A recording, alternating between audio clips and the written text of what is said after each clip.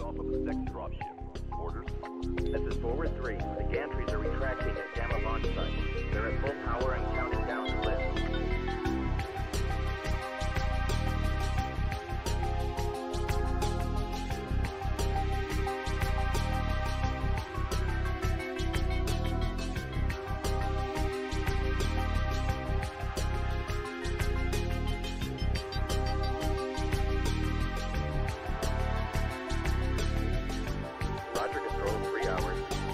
Salvage operation.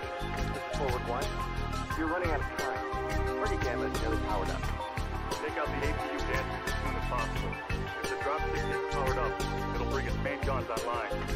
Omega left. We're getting cargo secured. As soon as we're ready for lift, we need to get on board as quickly as possible. We're now tracking multiple targets inbound. Got him on radar, Stroll. Moving to intercept. Oh no!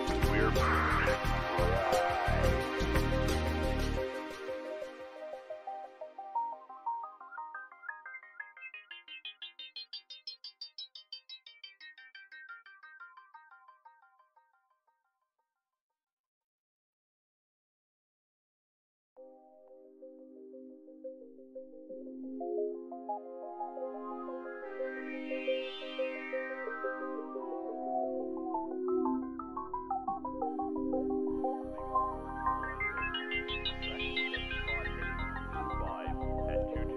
meters altitude. Telemetry indicates a good eject.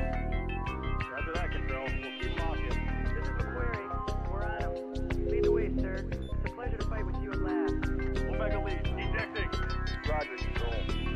Omega, this is Control. We should lift off of the second dropship. Orders? This is forward 3. The gantries are retracting at Gamma launch site. They're at full power and counting down to lift.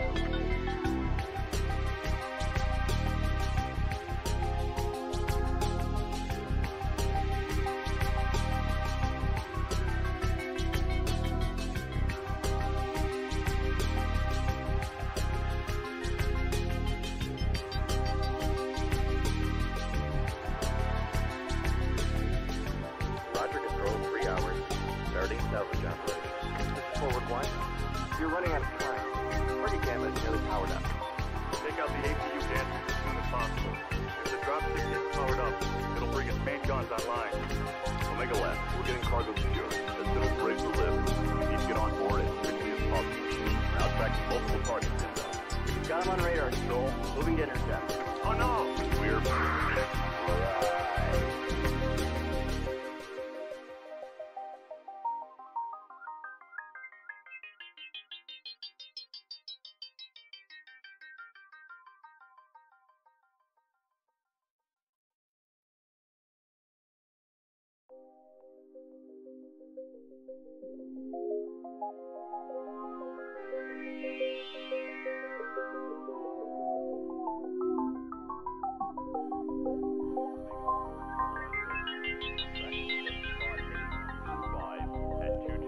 meters altitude. Telemetry indicates a good eject.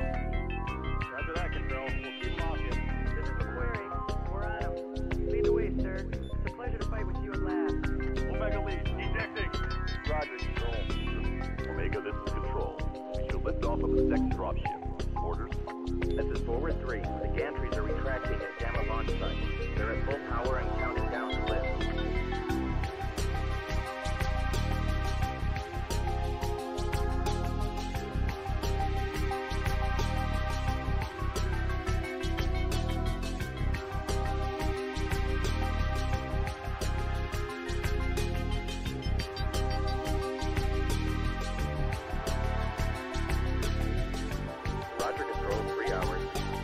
Salvage operation. This is forward 1.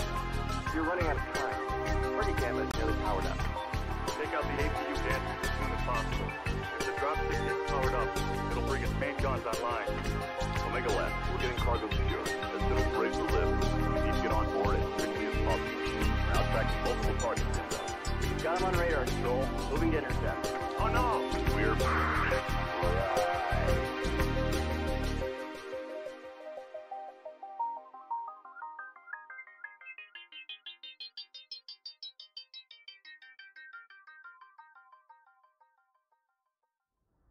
Attention to the paper doll. Make sure you guys are shooting the correct legs. Be careful of the collisions.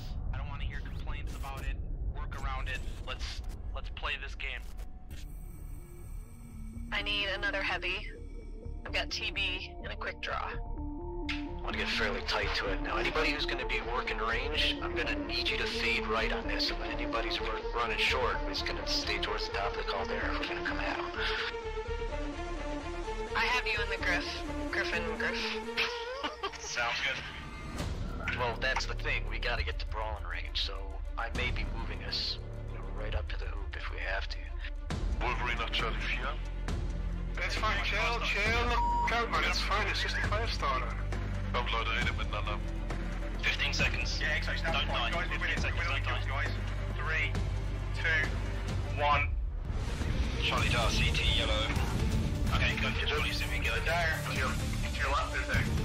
Acceleration. So, jetzt gleich hinter die Indie-Pocken, Mediums be prepared to pull back E40 towards the E5 border. On my mark. Left side, come on! Like now, I need strikes on empty barrels. Wire our strikes up. Die Hauptgruppe rechts, Uferlinie. They have 3 mechs sitting on the left side when you pass over. Overheating is bad. Both legs on the Griffin. Hit the Griffin. Oh yeah. Sorry about that. That was such a That's right. I'm gonna spawn Lance, you guys in Charlie. Lance, you guys in Bravo. That's B2C1. This third drop is 2 lights, 2 mediums, 2 heavies, 2 assaults. Jetzt in die Breite, zieht euch in die Breite. Lights, watch our backs. We're gonna about base and take up position in Bravo 6. Ja, kurz Aufschaltung Delta 4, 3 Stück, 2 Mediums, ein Light, wie ich es richtig gesehen habe. Make a firing line. C4 Tactical Hill, boys. Fox. Laufen unter ECM, hab 2 durchlaufen, 10 Bravo 4. And get ready to hit people coming from a right. Charlie on the left. Charlie, a Hellbringer on the left. Okay, let's group up towards the left. We're gonna press through Bravo 3 to Bravo 4. I think they're kind of spread out. Check yourselves. Make sure you've got, UAV cool shot. Here they come. They're pushing hard, guys. Decro. Tez on. Go. Oh, got a contact here, Bravo 3. Nice, Marshall. I'm on Delta Griffin. We'll get cross it then. Get in their face. They got a highlighter, they just pushed up on Theta. We need help on Theta. Up on Theta. Yep, that's the noise. Go. Let's finish this. Full pressure, guys. Full pressure. They're down low. They're down low in Charlie 3. Get the fucking arm, Jackson. Jackson, cool shot. Golf. I got him. Okay, go, B3, go. Echo, go. Get over on your medium, guys. Get Echo Stormcrow. God, I suck as a pilot, but thank I packed my skill. I'm sorry that you died, sweet girls, but we will send a reasonably nice letter to your family.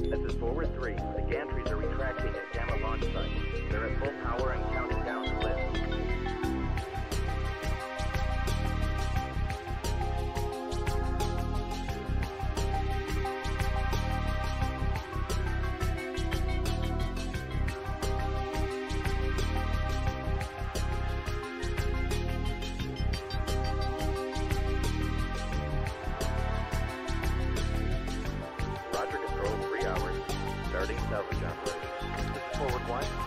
You're running out of time. Target gamma is nearly powered up. Take out the APU gadgets as soon as possible. If the dropship gets powered up, it'll bring its main guns online. Omega Left, we're getting cargo secure. As soon as we're able to lift, we need to get on board as quickly as possible. Now tracking multiple targets inbound.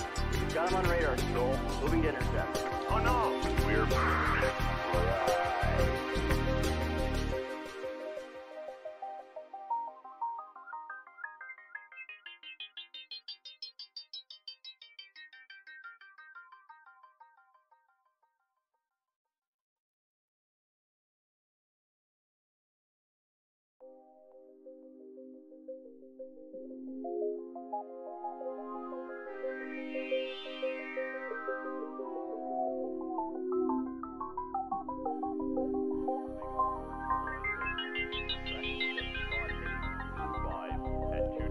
meters altitude. Telemetry indicates this would eject. Roger that, Control. We'll keep him off you. This is the query. We're on him. Lead the way, sir. It's a pleasure to fight with you at last. Omega lead, ejecting. Roger, Control. Omega, this is Control. We shall lift off of the second dropship. Orders? This is Forward 3. The gantries are retracting at Gamma launch site. They're at full power and counting down to lift.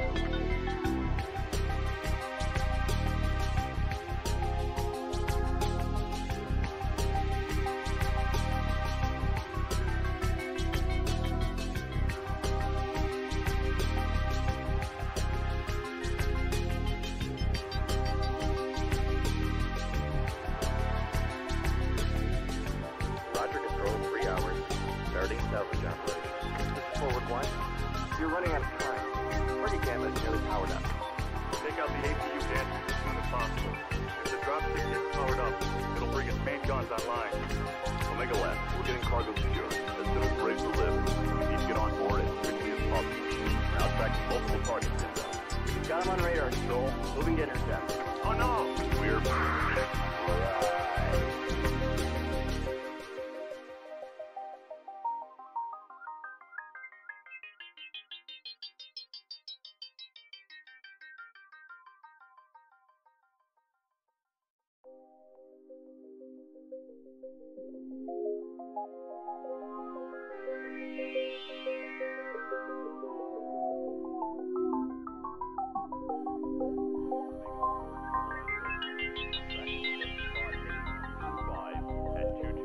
meters altitude. Telemetry indicates this would eject. Roger that, Control. We'll keep him off you. This is the query. We're on him. Lead the way, sir. It's a pleasure to fight with you at last. Omega lead, ejecting. Roger, Control. Omega, this is Control. We shall lift off of the second dropship. Orders? This is Forward 3. The gantries are retracting at Gamma launch site. They're at full power and counting down to lift.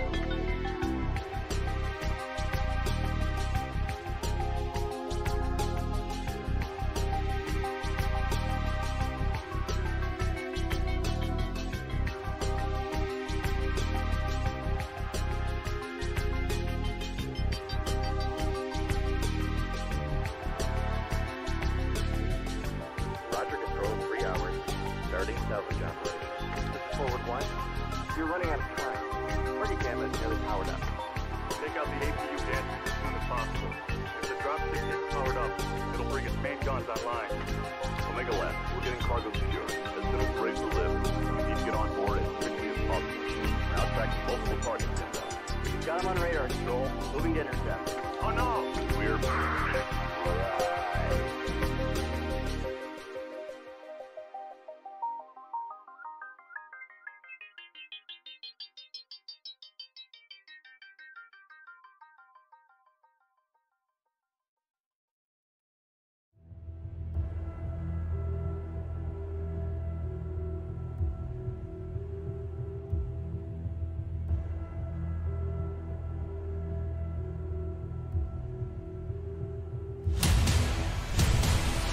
Okay guys, that's our last match of the season. Let's make this one count.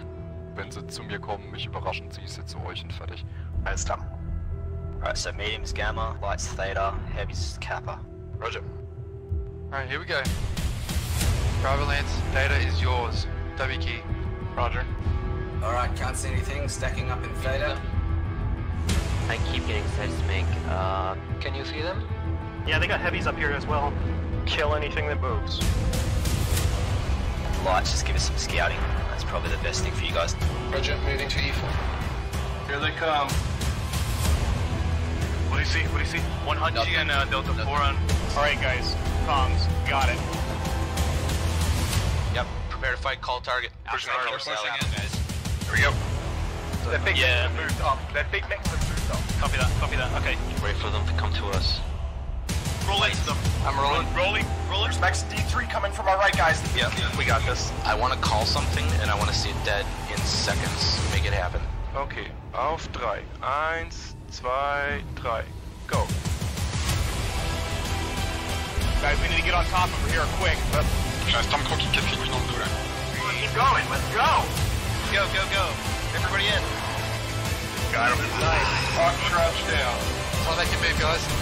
Go now. Bravo's leg. Nice. Holy shit. Yep, get out of there right now. Take care of that Black Knight. Take him pieces. Stop, kill him now. Push forward, guys, push forward. Nice fucking job. Just run. Stay alive and run.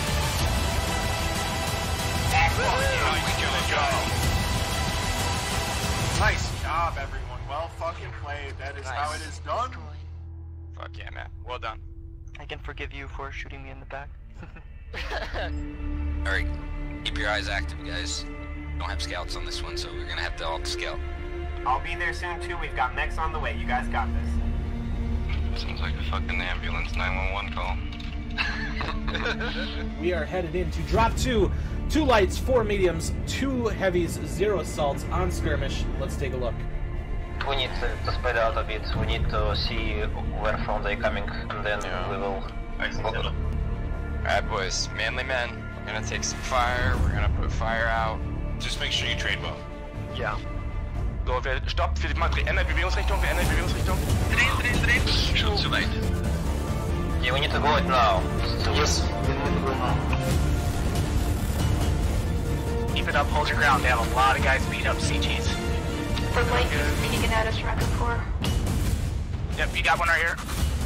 We're doing alright, guys. We're up by 2. Stay cagey. 3 remaining. We got this one. Alright, guys, let's do this. Oh my fucking lord! Foxtrot is crit CT. Alright, Light's going behind him, Hey, Charlie, come on, guys. Finish him. Side dorsal. Prepare for ramming speed! Let's go, Charlie! Tir d'opportunité sur le couverture par l'ultra là. Oh, and he got the kill. And with a second shot, takes down Aiden with his double. D'ailleurs, derrière, bravo. Dans les jambes toujours. Like, go back. Don't panic, just do it. Yes! It was a great match, back and forth, all sorts of stuff going on, incredible shots, things we've never seen before, and things you don't get to see. Good job, man. Yeah.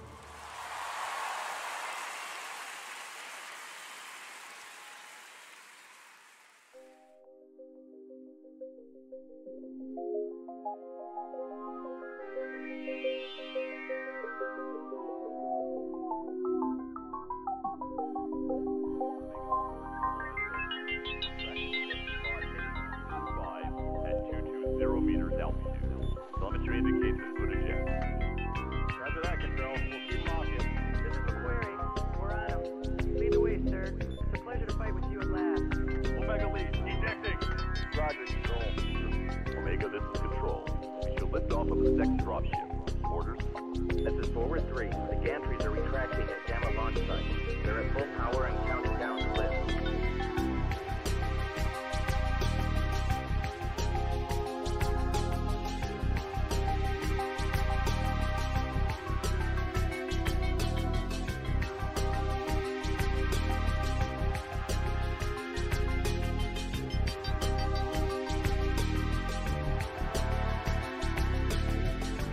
Roger, control, 3 hours. Starting salvage operation. This is forward 1. You're running out of time. Target gamma is nearly powered up. Take out the APU gadgets as soon as possible. If the dropship gets powered up, it'll bring its main guns online.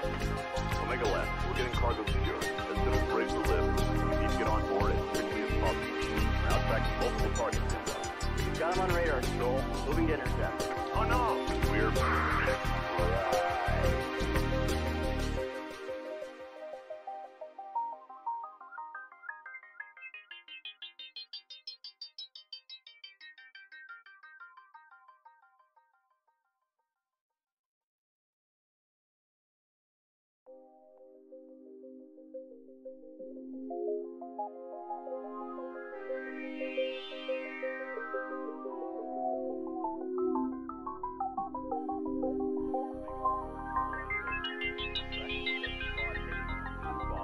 At 220 meters altitude. Telemetry indicates input eject. Roger that, control. We'll keep them off you. This is the query. We're on him. Lead the way, sir.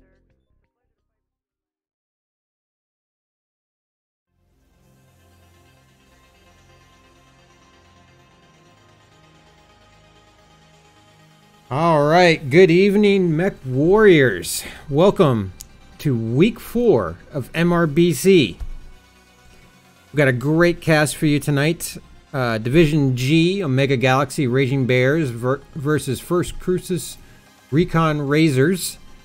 It's the end of the week. The new schedule for week 6, the final week, is getting ready to come out, probably tonight or tomorrow. And we're going to have a battle tonight for whichever team wins tonight will most likely have second place in the division. I'm RJ Base 3, and with me again is the one and only, the famous, the rodent we all love, Mr. Nutty Rat. How you doing, Nutty? I'm doing well, RJ. Good evening, everybody. How you doing? I hope you're having a fantastic Saturday night, and I hope you're ready and primed and ready for some really great mech-on-mech action here. Yeah, we are in Div G. We're at the bottom div, or the bottom division for North America. And it's not that we mind that. We like getting all the divisions included. But there was recently a conversation on Reddit where someone was asking, why aren't there more Division A matches being cast? And I answered that one today, and just so that you guys are all aware, most, not all of them, but the vast majority of North America MRBC matches are played on Thursday nights. Nutty and I are both on a team, and we tend to play the majority of our matches on Thursday nights. So if a big match, like the recent one that happened, 228 Blackwatch versus Dropship 5, if it happens on a Thursday night, we can't cast it because we're busy playing our own match. So that means that we need more casters. If you know anything about competitive play and you want to see more of these Div A matches, you might want to consider getting a hold of the MRBC admins to see about casting some matches, or if you know somebody who could do such a thing, please sign up. We definitely need more casters here for North America so we can get some more of these top level matches for you guys. Yeah, absolutely. Head over to mrbcleague.com to get some more information on becoming a caster. I will say it's a lot of fun. It's kind of nerve-wracking, but it's still a lot of fun. It is. It is. The longer you've been doing it, this is my 3rd, 4th season. I've been doing it since season 7. You get used to it, especially as the season goes on. There's always a couple of jitters at the beginning of the season, but as the season goes on, you get used to it. I'm sure you're a lot calmer tonight than you were that first time, right, Nate? Oh yeah. First night I was just absolutely terrified, but now you know what? It feels. I mean, it doesn't quite feel old hat, but especially because all I'm doing is talking, and RJ gets to do all the work. Yeah. And when you have someone like me with ADD trying to do all the work, it can get messy at times. Which reminds me as well, We will probably screw up tonight. Hopefully there's no radio cast. That's, of course, the big cardinal sin of all MRBC casters. But we probably will screw up tonight. If you hear any audio issues, please let us know. Tag us on in Twitch chat. I'm RJBase3 on Twitch. Nutty Rat is just Nutty Rat on Twitch. Tag us, on Twitch so we see it. So we're, because as the Twitch chat starts moving, it's kind of hard to keep up with it at times. So tag us in it. Let us know if somebody's volume needs to come up, another person's volume needs to come down. Because honestly, my headphones right now, Nutty sounds great. He sounds sexy. I always sound great, RJ. Are you kidding me? And just a friendly reminder to everybody out there: the chat and stream is on a 5-minute delay. Yes. So what you're hearing is 5 minutes in the past. Yeah. So anytime that any suggestion you gave us, keep in mind it's going to take us 5 minutes to make that adjustment. Yeah. There's always gonna be a 5-minute adjustment. I don't have to be at work early tomorrow morning. I do have to work tomorrow, unfortunately, but I don't have to be there early. So Nutty and I are going to have after-match interviews with the team leaders so we can kind of get an idea, poke them and prod them, see what the hell they were thinking of that particular drop. Speaking of the drops, what do you want to start with first? Nutty, you want to go over the rules? You want to... Well, let's take a look at the fixtures draw. We are, of course, in week 4. Which means that it's a repeat of week 1. So let's start with the actual drops themselves, and then we'll start talking about the maps. So if we can talk about the drops themselves, actually let me pull up what I had before, because now that I'm thinking of this, I want to have this up, and I don't have it up. There we go. That's what I'm looking for. All right, so let's take a look at the drops themselves. So there are 5 drops in an MRBC match. And each drop has their own unique setup. So drop 1 is called the Recon drop. It is 4 lights and 4 mediums and is played as domination. Drop 2, Recon and Force. You get a little bit more weight behind Recon. The game mode switches to Conquest, and the layout is 2 lights, 4 mediums, and 2 heavies. Drop 3, my absolute favorite drop, which is Commander Assassination. Again, it's another Conquest map, but this is where you get a commander mech in the form of a King Crab, an Atlas, or a Direwolf, then 3 mediums and 4 heavies. Following that, you got drop 4, which is the flank engagement. You got 2 lights, 2 mediums, 2 heavies, 2 assaults. This is the kind of what a lot of people think comp play is all about, when you have 2 lances with one of each weight class in it. And then of course you get the final drop, the center of battle. This is where the main heavy hitters come out. And again, it's another Conquest match, and it's 2 lights, 2 heavies, and 4 assaults.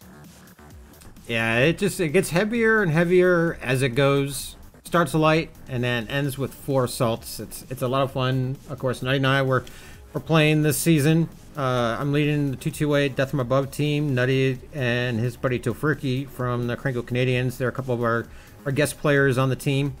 We just did our most recent drop Thursday.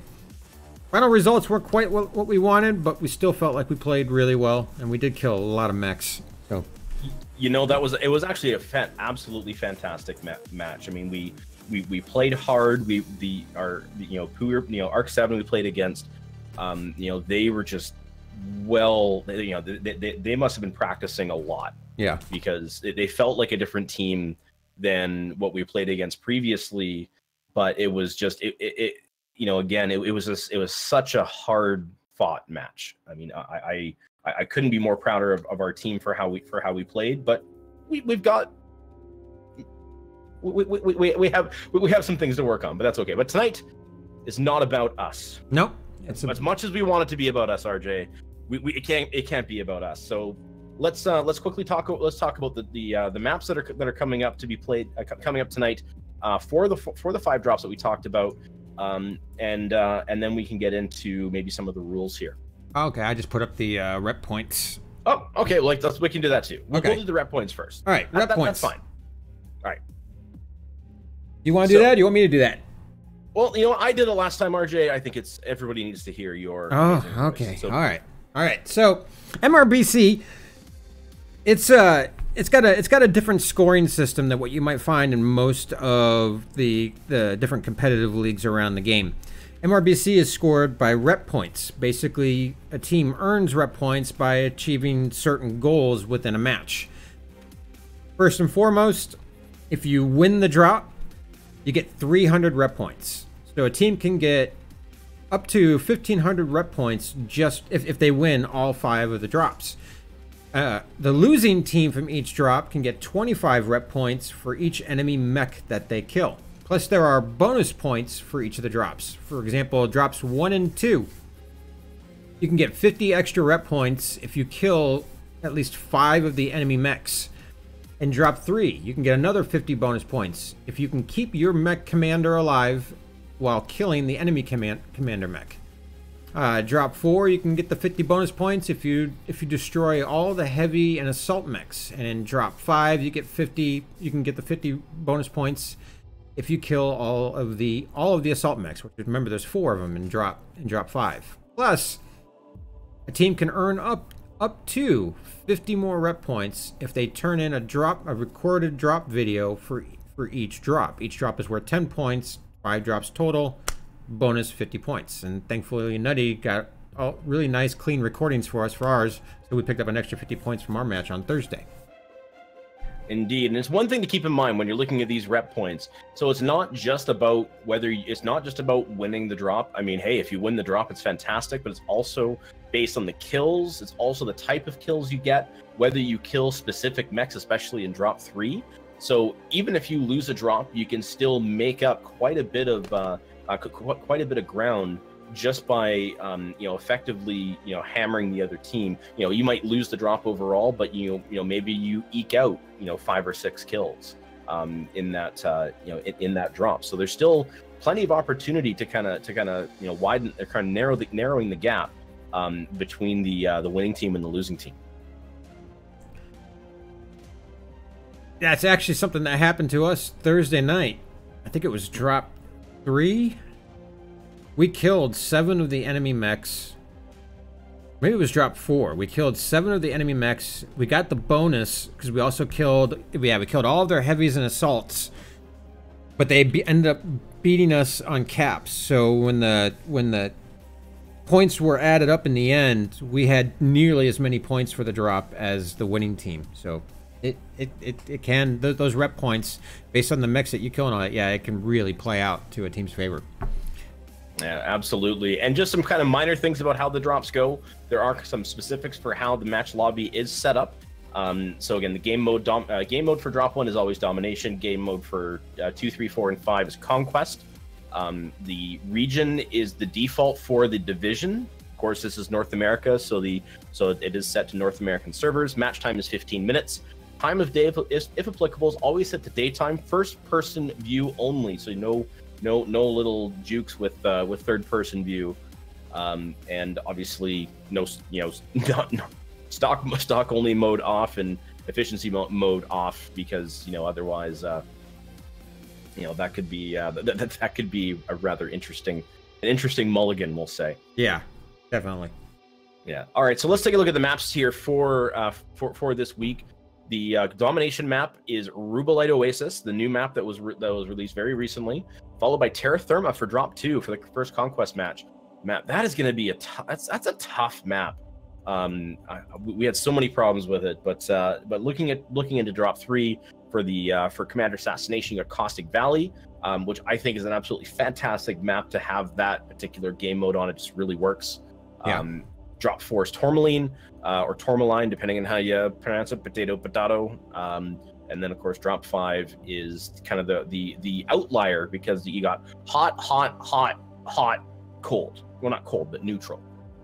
So River City is the final map for drop 5 for the main engagement, which will, of course, be an exciting match. All right, do you want to take a look at the teams, Nutty? We're down to we got the last 12 minutes before we're supposed to do the drop. All right. So let's take a look. So this is North America Division G. Now, this Division G is for teams that are new to MRBC, or maybe only have a small amount of competitive play experience. So it's kind of the introduction for most teams into the MRBC life, so to speak. So we do see slightly different gameplay than what you would see in Division A or Division B or even Division C. And in my opinion, it makes the matches a lot more exciting and interesting to watch because you're going to see people bringing out all sorts of things, and it's great to watch kind of the learning experience that teams go through from the first drop, from the first match all the way through to the end of the MRBC season. We'll see some major shifts in how teams behave and strategies and all that kind of stuff, and we've kind of seen that in this division. So if we take a look, it's let me see, where's the listing here? Hang on a second. I was trying to think who was Team 1 for tonight. So Team Omega 1, Galaxy, yeah. So Team 1 is the Mega Galaxy. RJ, let's talk about Omega Galaxy. Let's take a look here. So their first match was on April 12th, where they blanked out Barnyard Circus.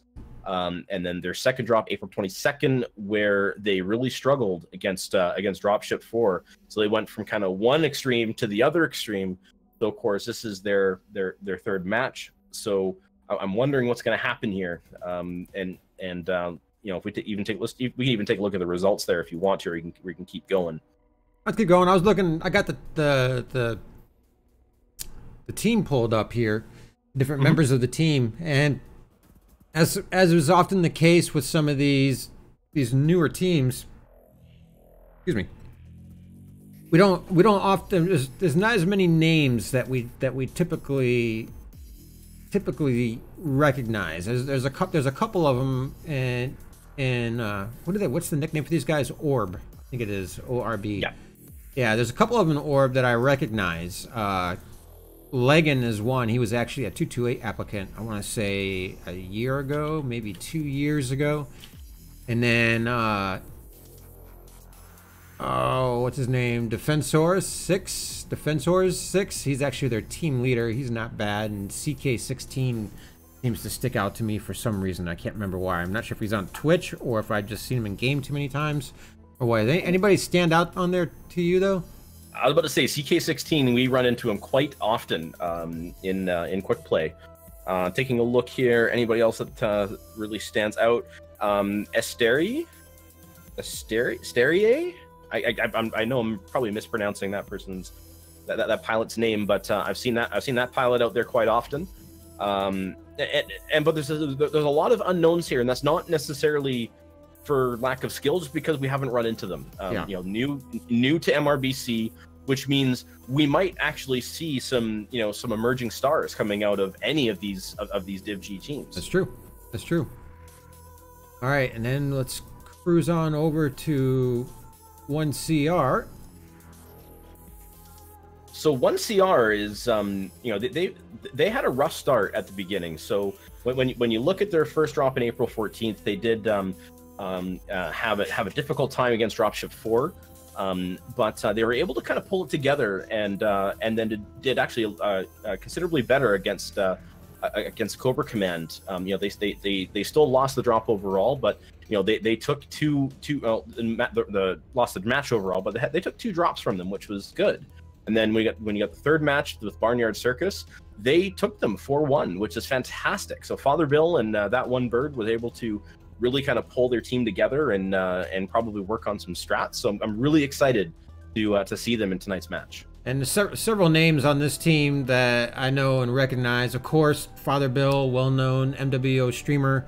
Last Blast, he's actually doing a lot of MRBC streaming this season. Eldwin's been around for a long time. Camo Man, that one bird. I mean, there's several names on this team that it's Jailer Tag. I look down through this list of people. I'm seeing people that I've seen in this game for years. So I think the fact that they're currently sitting in second place too. They gave these guys, or they gave Cobra Command.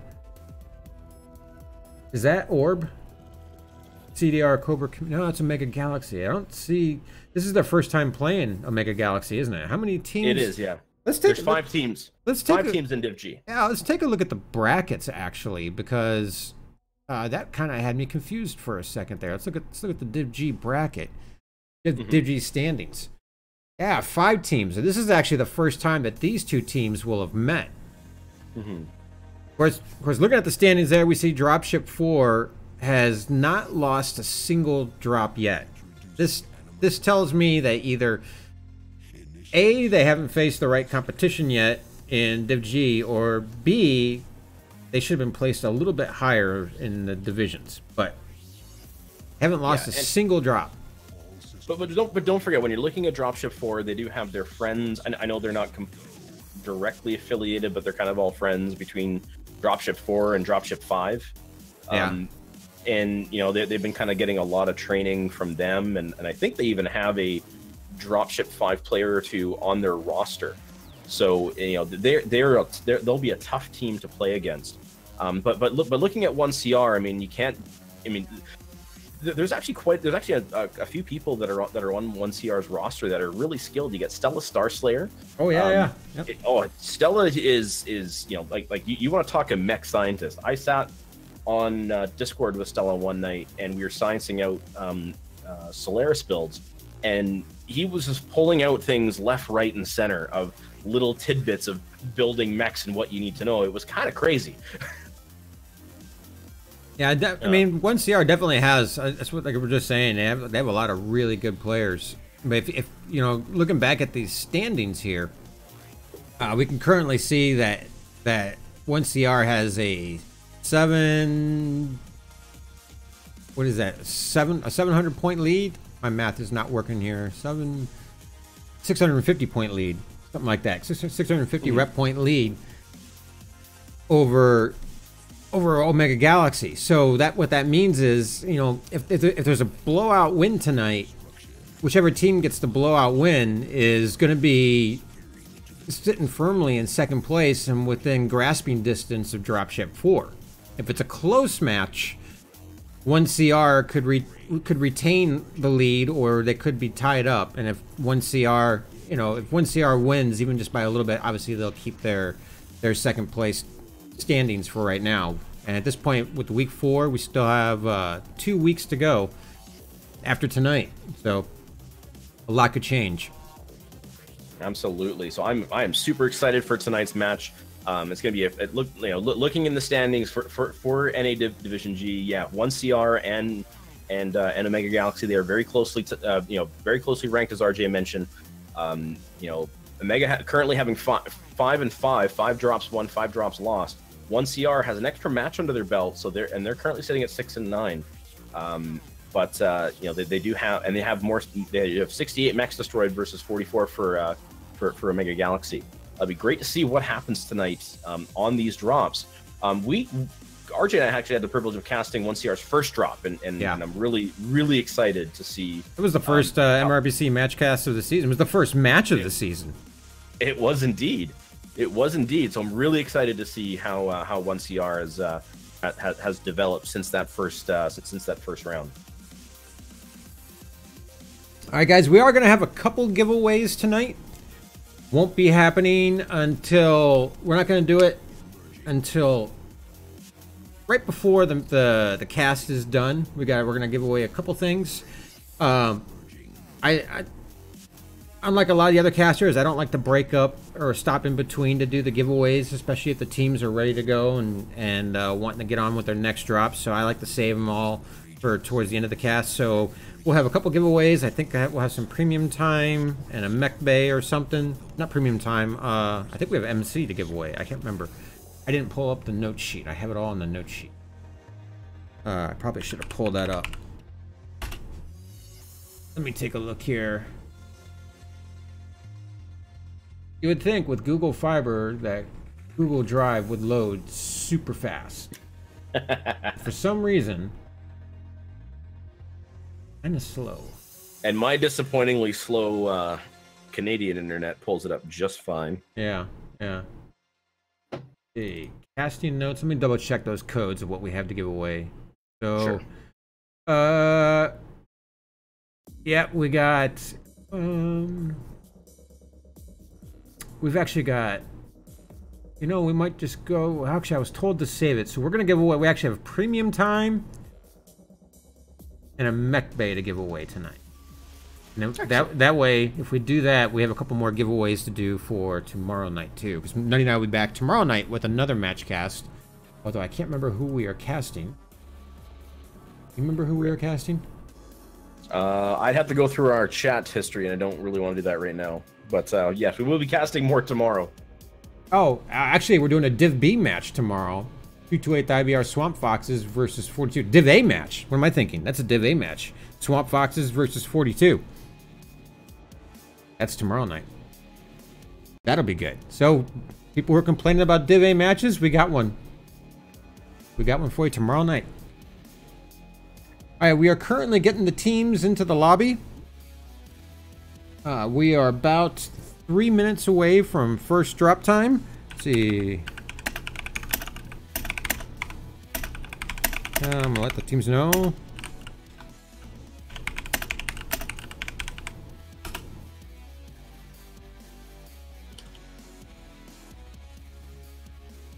Alright, so I'm hoping everything is sounding good tonight. I haven't seen any shouts. Have you, Nutty? No, everything seems to be fine so far. So I hope you guys are excited. I see we're just getting set up with the drop right now. This is kind of interesting. Yeah, Orb has 10 people. Yeah. I don't know if that's been negotiated with the with 1CR or not.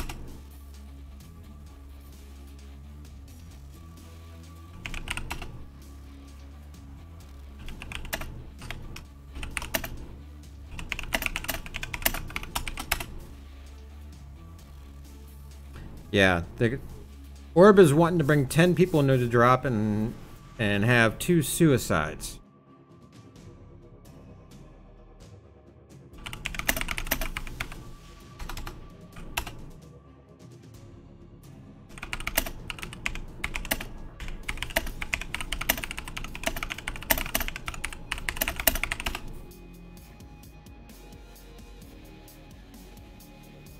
Okay. All right, so we're just getting this sorted out, and then we can work towards getting this first drop going.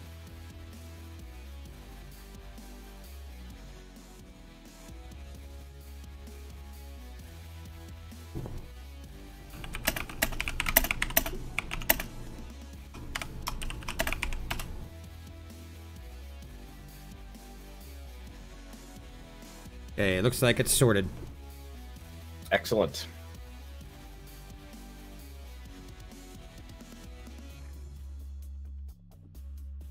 All right, that settles that. Excellent. Let's get the teams a moment just to get their lances set up. Again, this is drop 1. All right, so which is the. Oh, sorry. Go ahead. No. Continue. No, I was just gonna say that this is drop 1 on Rubelite Oasis. It's the domination. It's the recon. So 4 lights and 4 mediums on each side, and let's take a look and see. Well, obviously we weren't going to see what the teams are going to do until they launch. But what is usually what happens on a drop 1?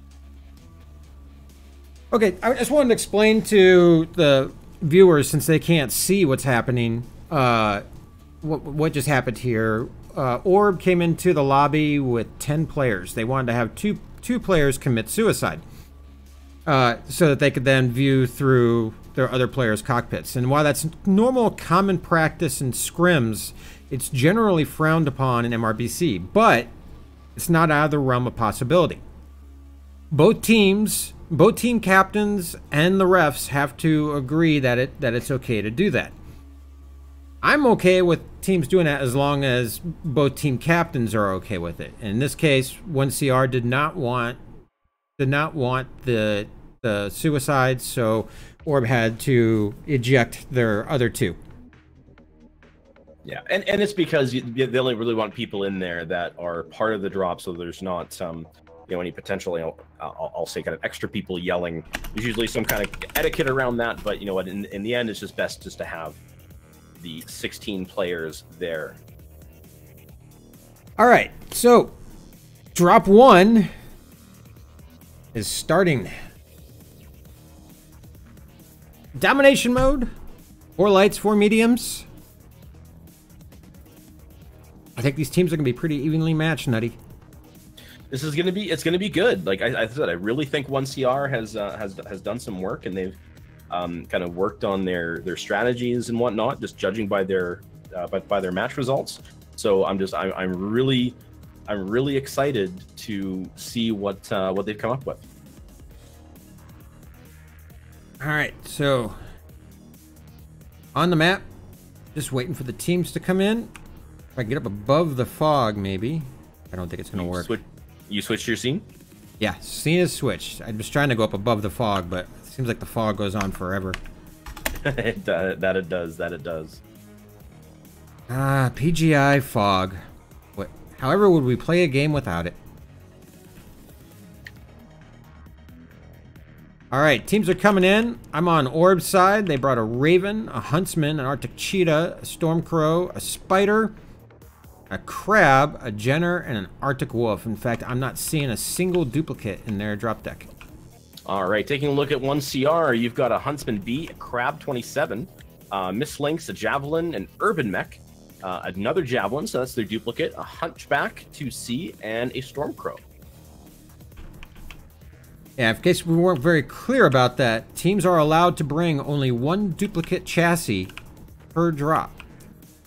Everything else has to be a completely different mech.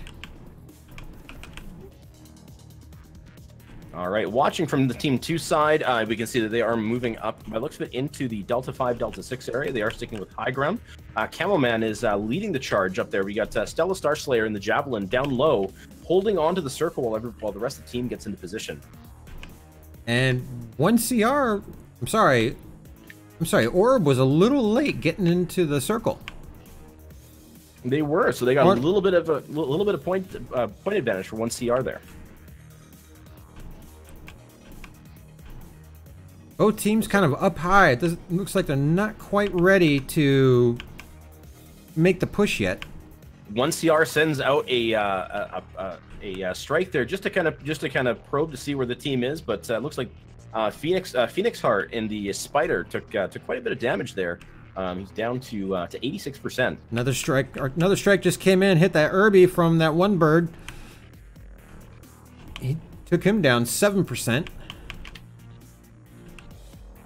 Otherwise, teams are just kind of standing there. Oh, looks like Orb is starting to make a move. Yeah, Orb is charging across. Look like they're heading on the Fox, the 5 line, moving into the center by the dish, using the terrain to mass them as they come up. But it looks like they're not going to go up. They're going underneath 1CR. I guess they're trying to see if they can bait 1CR to drop down. Stella Starslayer did get out of there, so Stella is not down there. They have no teams down below. Benjamin Davian in the Mistlinks takes some pot shots with his machine guns at Orb, but doesn't find purchase and just kind of steps back. Orb is just hanging out down below the deck. They're nice and close. Maybe they have a little bit of seismic on there, trying to see where they move to. Camelman looks like he's trying to peek with his Stormcrow. Oh, and here they go. They're making the move. Staying low. Yeah. 1CR has great visibility over top of them because they have the UAV up. Orb went and put a UAV up as well with the Mistlinks. They're trying to take that one down. Meanwhile, Orb is moving around. They're going to challenge people here in a moment in the Delta 5 area. A strike goes out, and that's an arty strike. Yeah, I think they got a couple hits on that too. Definitely slow pace of gameplay for this recon mission. Yeah, this is kind of confusing. Oh, but 1CR is in the circle. Look at the time. Look at that. Oh my goodness, down to 17 seconds. Orb charges in to 1CR. It looks like they're focusing Camelman. Meanwhile, Stella Starslayer and Benjamin, they get separated from the rest of the group. That's not going to spell very good for them as Orb goes and swarms them. Meanwhile, 1CR should be taking advantage of this. They're definitely working on the Orb Stormcrow and the Huntsman. 77% of the Huntsman, 63% of the Stormcrow, and the first mech from 1CR goes down, the Huntsman B. Defensor is down to 42%. But there we go. That's a cap win. That's a cap win in MRBC. What? For 1CR. One mech down, the rest of them alive. I don't even know what to say here. This was kind of fantastic. I've never seen a cap win in MRBC. I love this division. I really. I mean, in domination, I've never seen a cap win.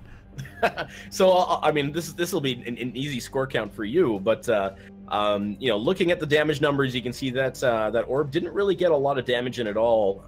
Nobody really got a lot of damage in. The Huntsman on the 1CR side that died actually did the most damage in the game at 208 damage.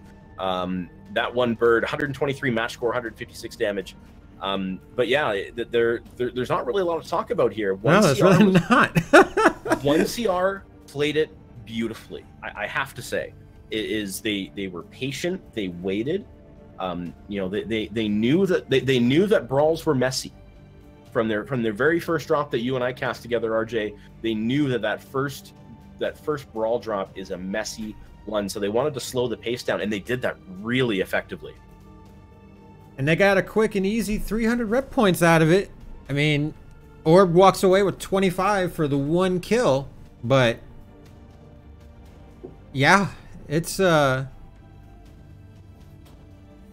got the thermal maps up there. I mean, it's not a whole lot to talk about there. 300 rep points for the win for 1CR, 25 for Orb.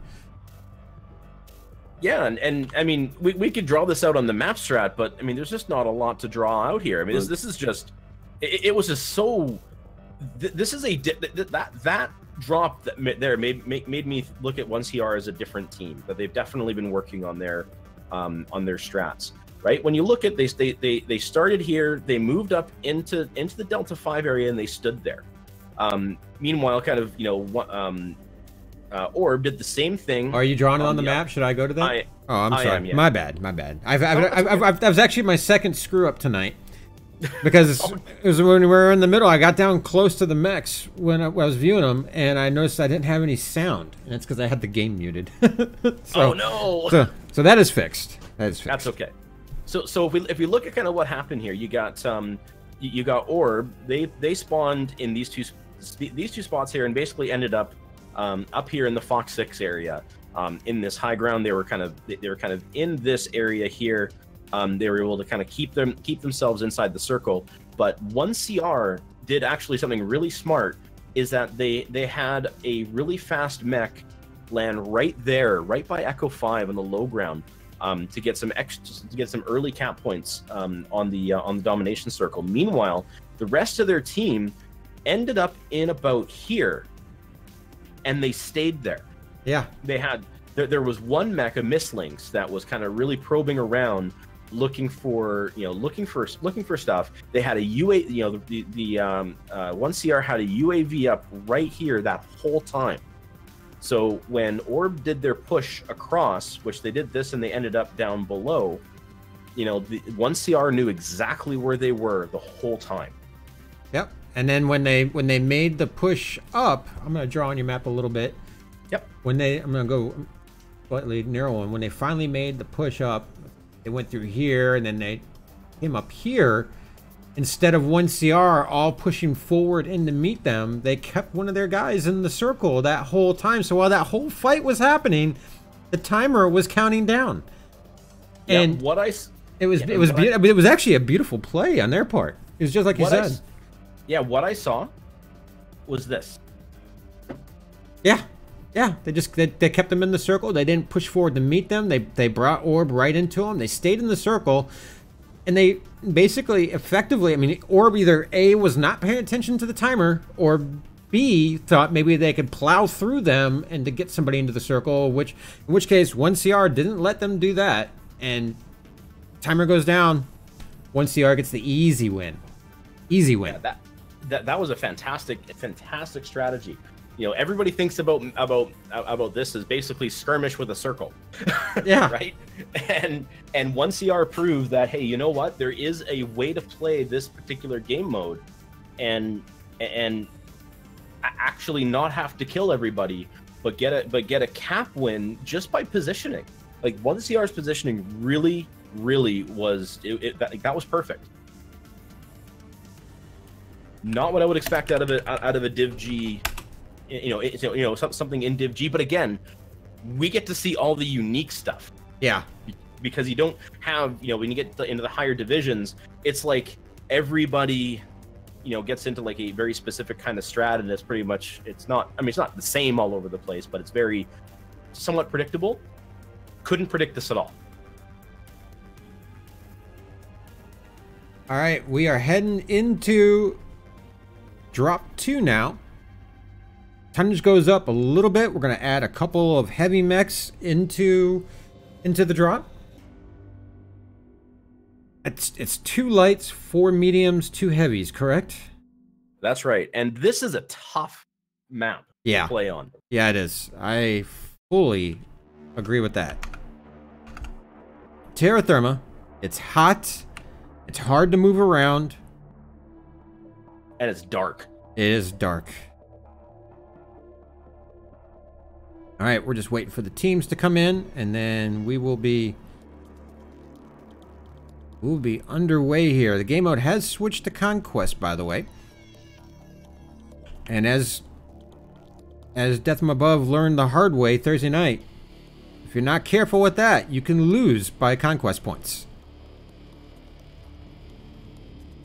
That was tough. That was definitely tough. All right. All right, the dropships are coming in right now. Yeah, I'm looking at Orb's team right here. They got an Arctic Wolf, an Orion 2CA, a Hunchback, an Arctic Cheetah, a Spider 5D, a Stormcrow, a second Orion 2CA, and a Huntsman P.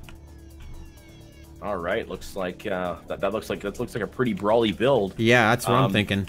On the 1CR side, you got a Bushwhacker, you got a Javelin, you got a Mistlynx, a Griffin, a Hunchback 2C, a Stormcrow, and you've got 2 Night Gyres or Night Jeers, depending on, again, potato. You can see that 1CR got a cap on Gamma, and now they're working together. Meanwhile, Orb has grabbed Sigma and Epsilon, and of course the battle is going to be for Theta.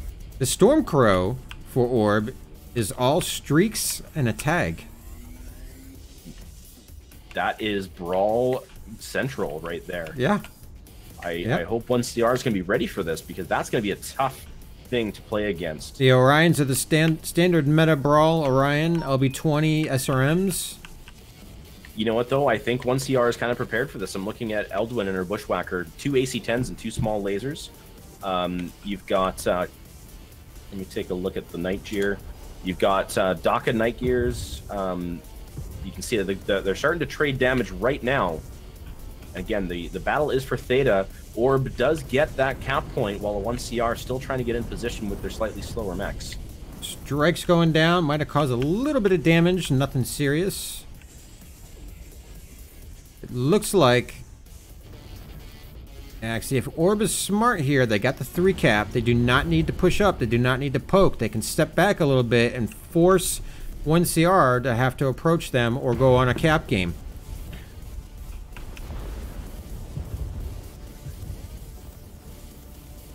Yeah, taking a look here, both their Night Gyres on 1CR's team, they are built with Daka. So they're kind of built more for the long range, but they have a couple of short range mechs in support. Camelman and the Stormcrow is stuck is kind of in the lava there, taking some heat damage from that. 86% on the Stormcrow, 81% for the Stormcrow on the Orb side. Like Stella Starslayer and the Javelin was going to try to make a little run possibly for another cap point, but right now both the 1CR lights just kind of hanging about. Oh, they might be... He might be doing something now, so it looks like... Might be trying to get a cap at least while this standoff over Theta is happening. 1CR is going to have to do something, though. That 3 cap lead by Orb is not helping them. Yeah, both teams definitely using that sliver cap, the sliver cap format for this game mode. You can see that they've just flipped the caps around just enough to get the color on their side, and then they walked away from it. Really, really close slivers too, which is fantastic. Very short airstrike thrown by Orb. Strikes did get nerfed. Airstrikes got nerfed. It didn't reach the distance it normally would have. Looks like 1CR's been putting out some strikes as well, with Orb taking some damage. Yeah, I'm looking at a couple of them. Who's that? Mandar Bushido? He's down to 80%. Defensors is down to 76. It looks like 1CR sent out 1 mech, and Orb sent out 2 mechs to do capping, trying to keep the cap advantage. You can see 1 CR. Are they push? They're pushing in. Yeah. 1 CR is advancing on Theta, taking care to avoid the lava. You can see that they're focusing on the Arctic Wolf, getting it down to 89%, but also touching on the Orion 2CA. A strike goes out, hitting Defensorus in with that Orion down to 63%. Arctic Wolf 69%. 1 CR pushing right over the Theta cap, right into Orb. The Orion 54% in a lot of trouble, getting shot at from Benjamin Davian. Oh no, Benjamin Davian working on the Arctic Wolf instead. Yeah, it looks like Benjamin Davian is currently being focused by all of the Orb. He's got 2, not 3 mechs looking at him, but while they're looking at them, 1 CR is just pounding him in the back.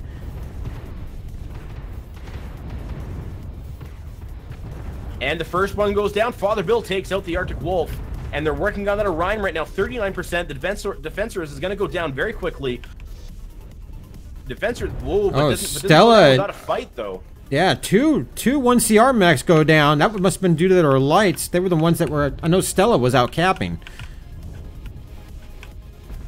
That's right. Meanwhile, Shadow 1212 being worked on by 2 1 CR mechs. Yeah, Eldwin coming in to work on that other Stormcrow that's trying to flank them there. 1 CR definitely has the advantage around Theta, as they take the Theta cap point and take the Stormcrow at the same time. Excuse me. Phoenix Heart and Ghost Paladin are going to be in a lot of trouble here. It's down to just the 2 of them in Theta. But they Phoenix Heart is legged. Yep, and he goes down. That just leaves Ghost Palladian. And where is he at? Oh, he's down in the trench. Arctic Cheetah. He's running. Away. he better run. He's got the whole enemy team looking at him. Meanwhile, 1 CR sends Camelman out to Sigma to decap it. Let's take a look at his stats. Yeah, Ghost Paladin is running away in the Arctic Cheetah. 64% of that mech remaining. Father Bill is still alive, but oh no, Father Bill's dead. Pardon me. Looking at Ghost Paladin, the Arctic Cheetah, 6 clan machine guns, 3 small pulse lasers. He's not cored yet, but he's really hurt. 58%. His legs cored. He's legged. Yeah, looked like he chose to fight it. Yeah, there we go. He's down. Yeah, he's cored, and he's going to go down in just a moment here. My goodness, well played by 1 CR. As we get into the second win for 1 CR against Orb. 1 CR losing 3 mechs in the process, and Orb losing both of their lance. Taking a look at the scores here. That one bird, wow, 796 damage, but didn't get a single kill, but definitely was effective in laying down that damage, but got 8 assists. Looking at the rest of the kill spread, Camelman, Alakin, Father Bill, and Benjamin Davian each picking up 2 kills. Over on the Orb side, you've got Mandar Bushido with the Hunchback 2C doing 455 damage as the top damage dealer, and you got Ghost Paladin, Defensors, and Phoenix Heart having a kill each. But my goodness, what a different team here with 1 CR. Yeah, they're definitely playing, compared to that very first match we cast at the beginning of the season, they are definitely playing much better.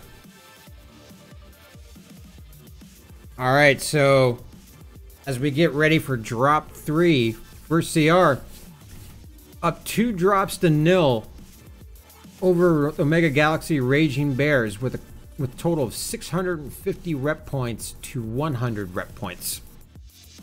And that's going to put us into the Commander Assassination mode.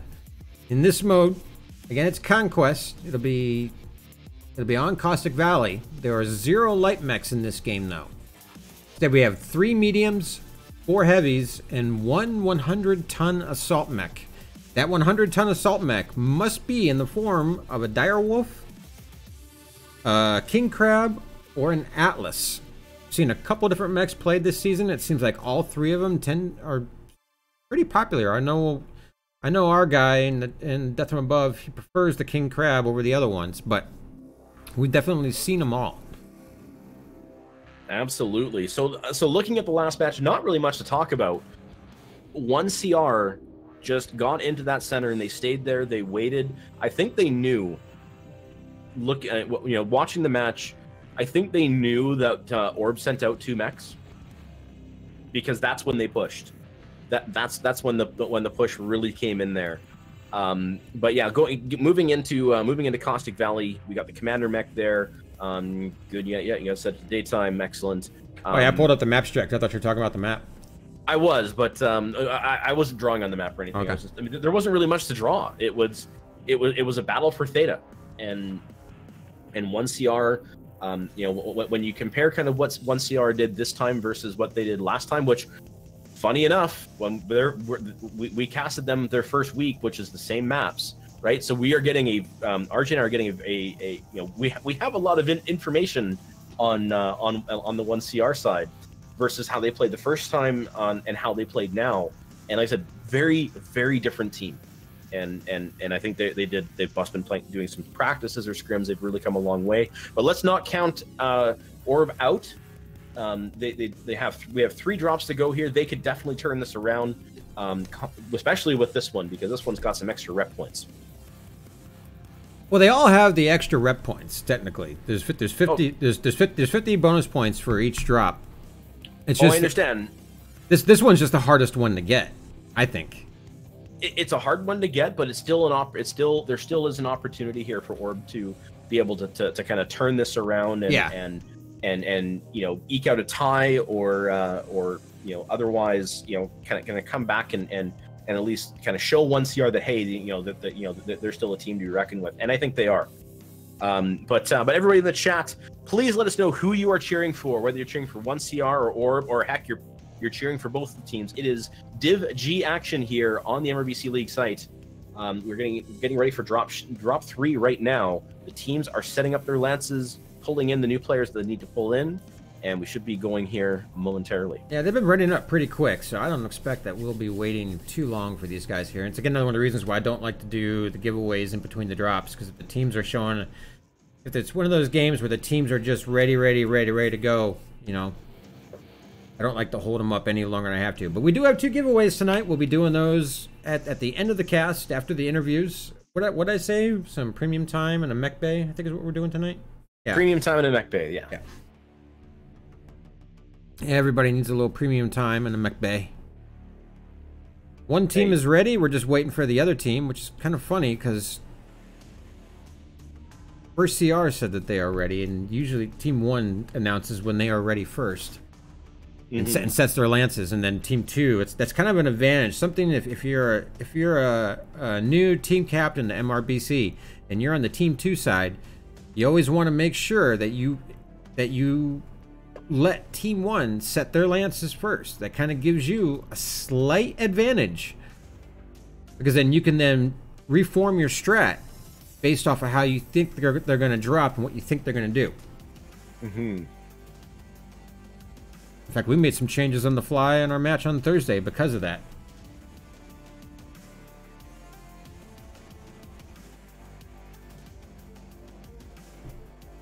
All right, looks like they're about ready.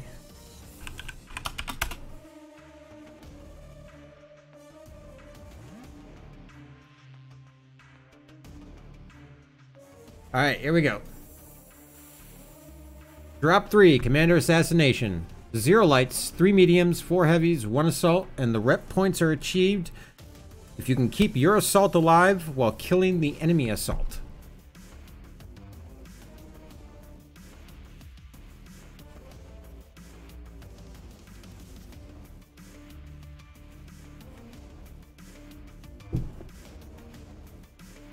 Phone is warning me that my battery's almost dead. I've barely even used it today. That's not a good sign. All right, here we go. We're in the map, waiting for the teams to show up.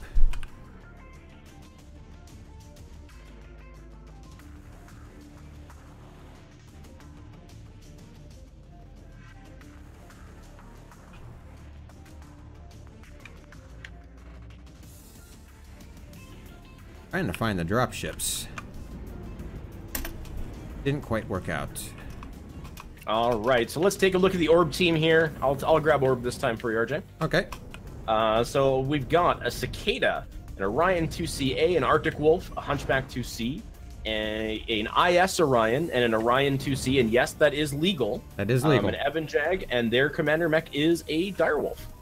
All right, and on the 1CR side, we've got an RGH. What's an RGH?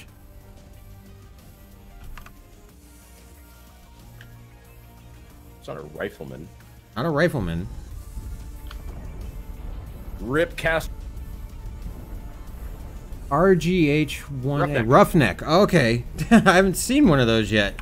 We've just never seen them in. We've never seen them in comp. Yeah, yet. so they got a Roughneck, a Nightgyre, a Huntsman, a Stormcrow, a Direwolf, another Nightgyre, a Bushwhacker, and a Warhammer.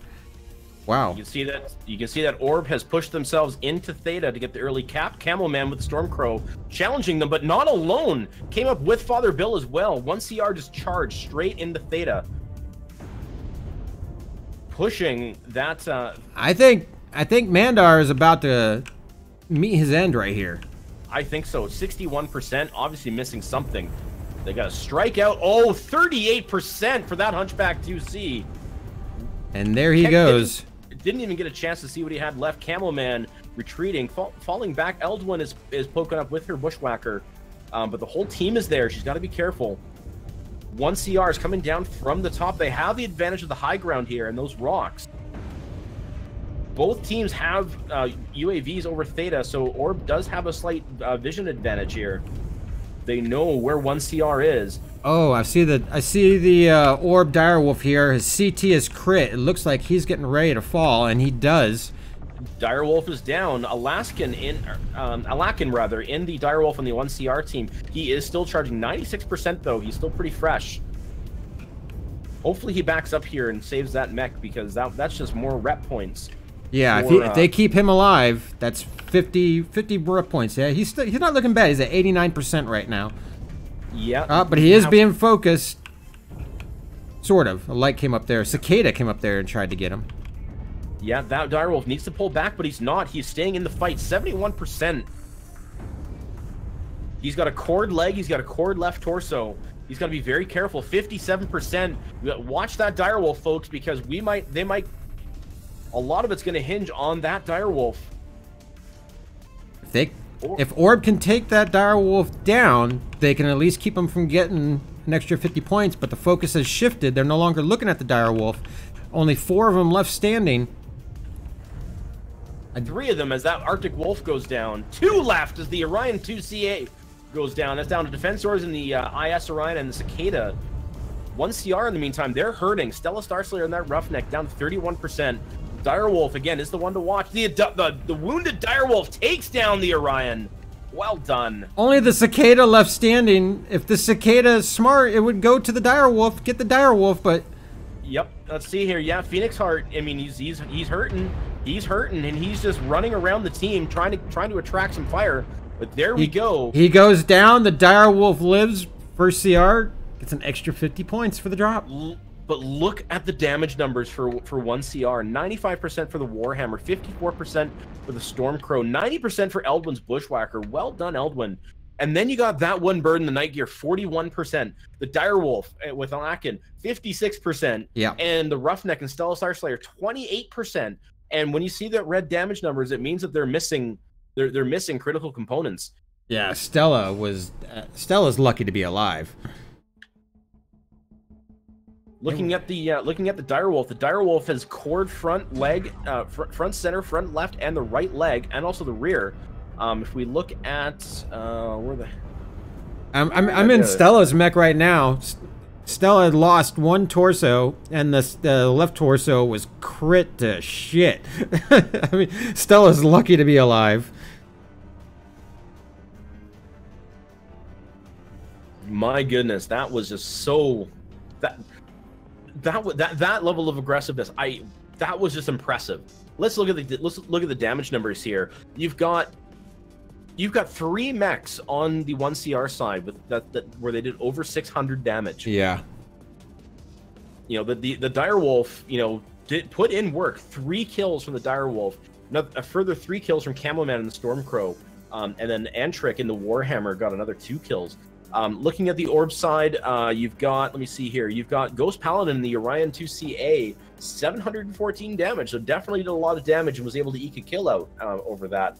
Shadowhawk in the Shadow 1212 rather in the other Orion 2C didn't do a lot of damage, but did find that second kill.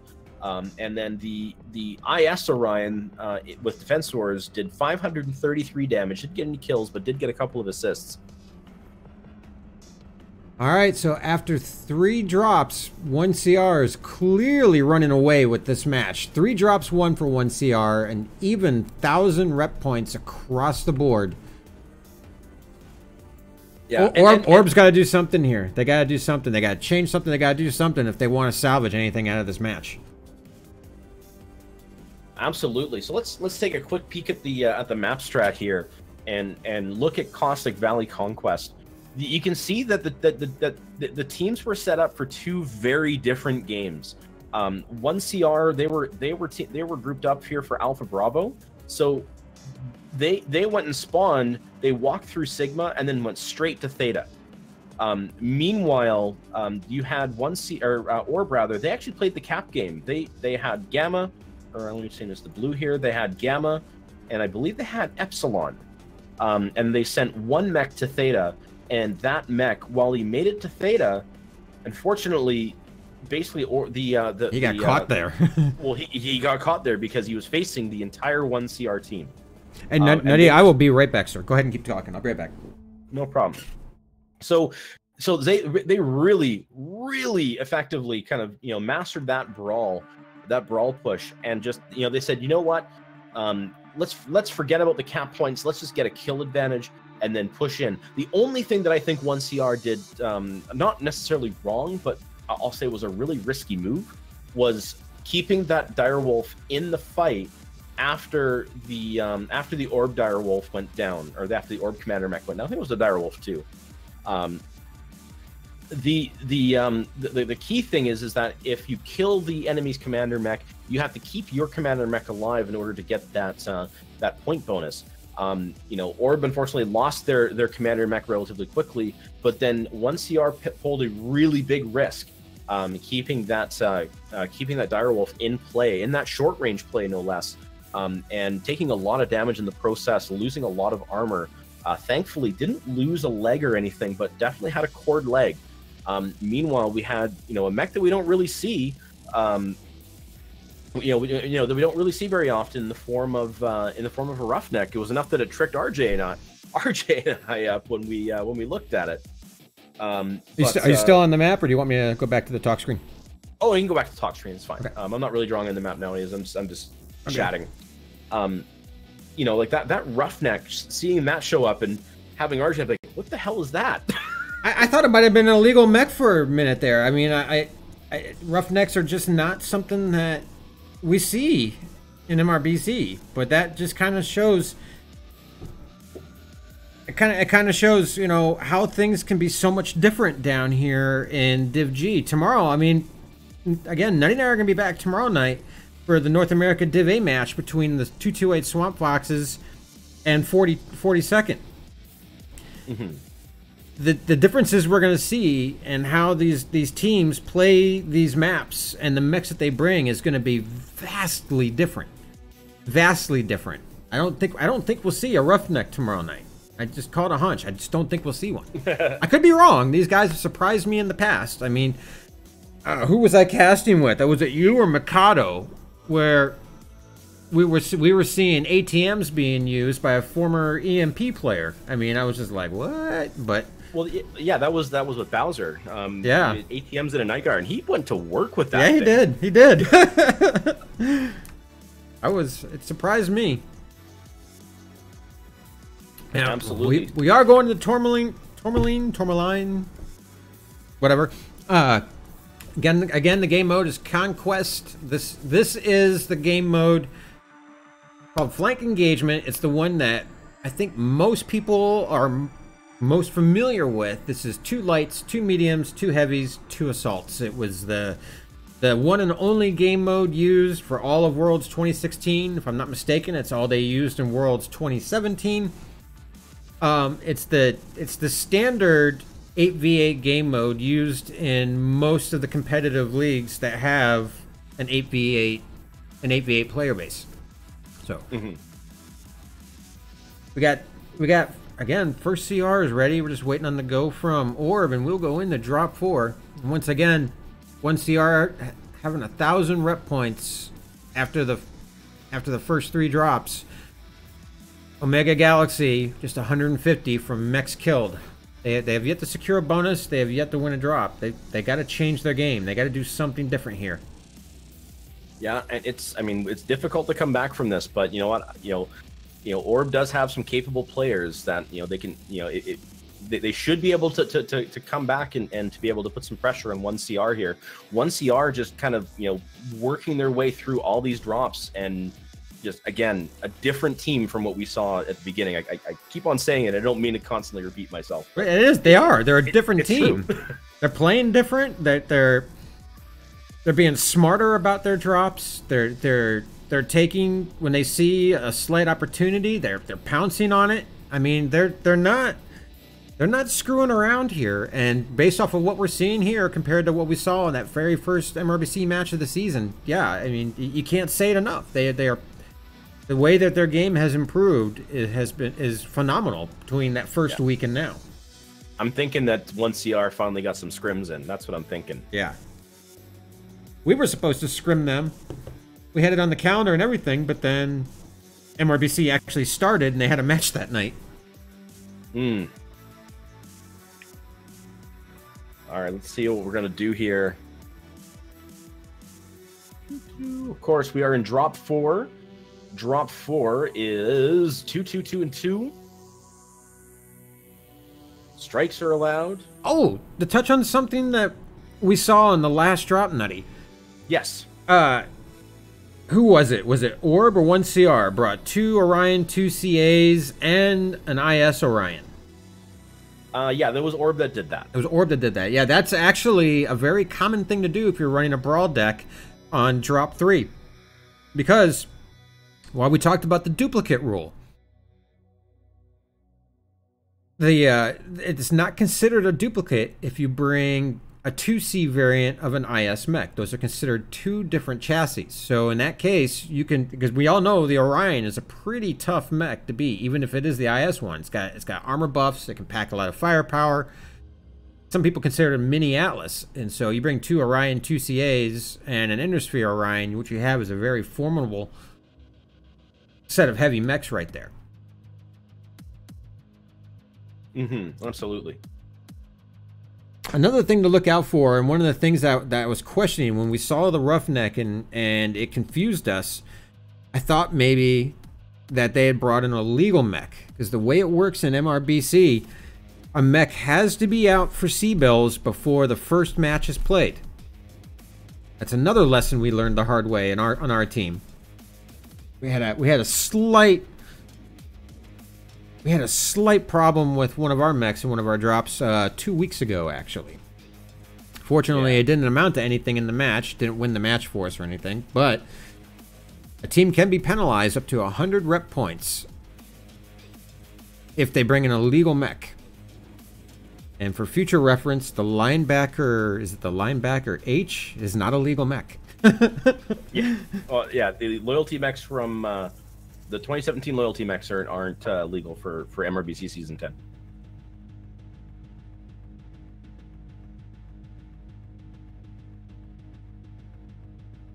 But yes, let us know in the chat, you guys. What do you think of the drop? What do you think of the drop so far tonight? Orb versus 1CR. 1CR is up 3 drops. Playing very well. Orb, I think, is they're possibly expecting a different team. Don't forget, when a lot of these teams have their match recordings posted on YouTube, so a lot of a lot of teams will do homework when they know who they're playing against. So they'll watch the roles of their opponents to see what they're going to play like. And like I said, it's just that they're playing so differently that that's probably, Orb is realizing that, hey, this team's been doing some work. Yeah, I think everybody can see that right now. Let's see where we're at in the cast here. Okay, looks like we just came out of the match. We're currently waiting for Orb to get set up. Now, teams do have a total of 15 minutes in between drops. Looks like they just readied up, so we're going to go ahead and get drop 4 started. Drop 4, Tourmaline Desert, 2222.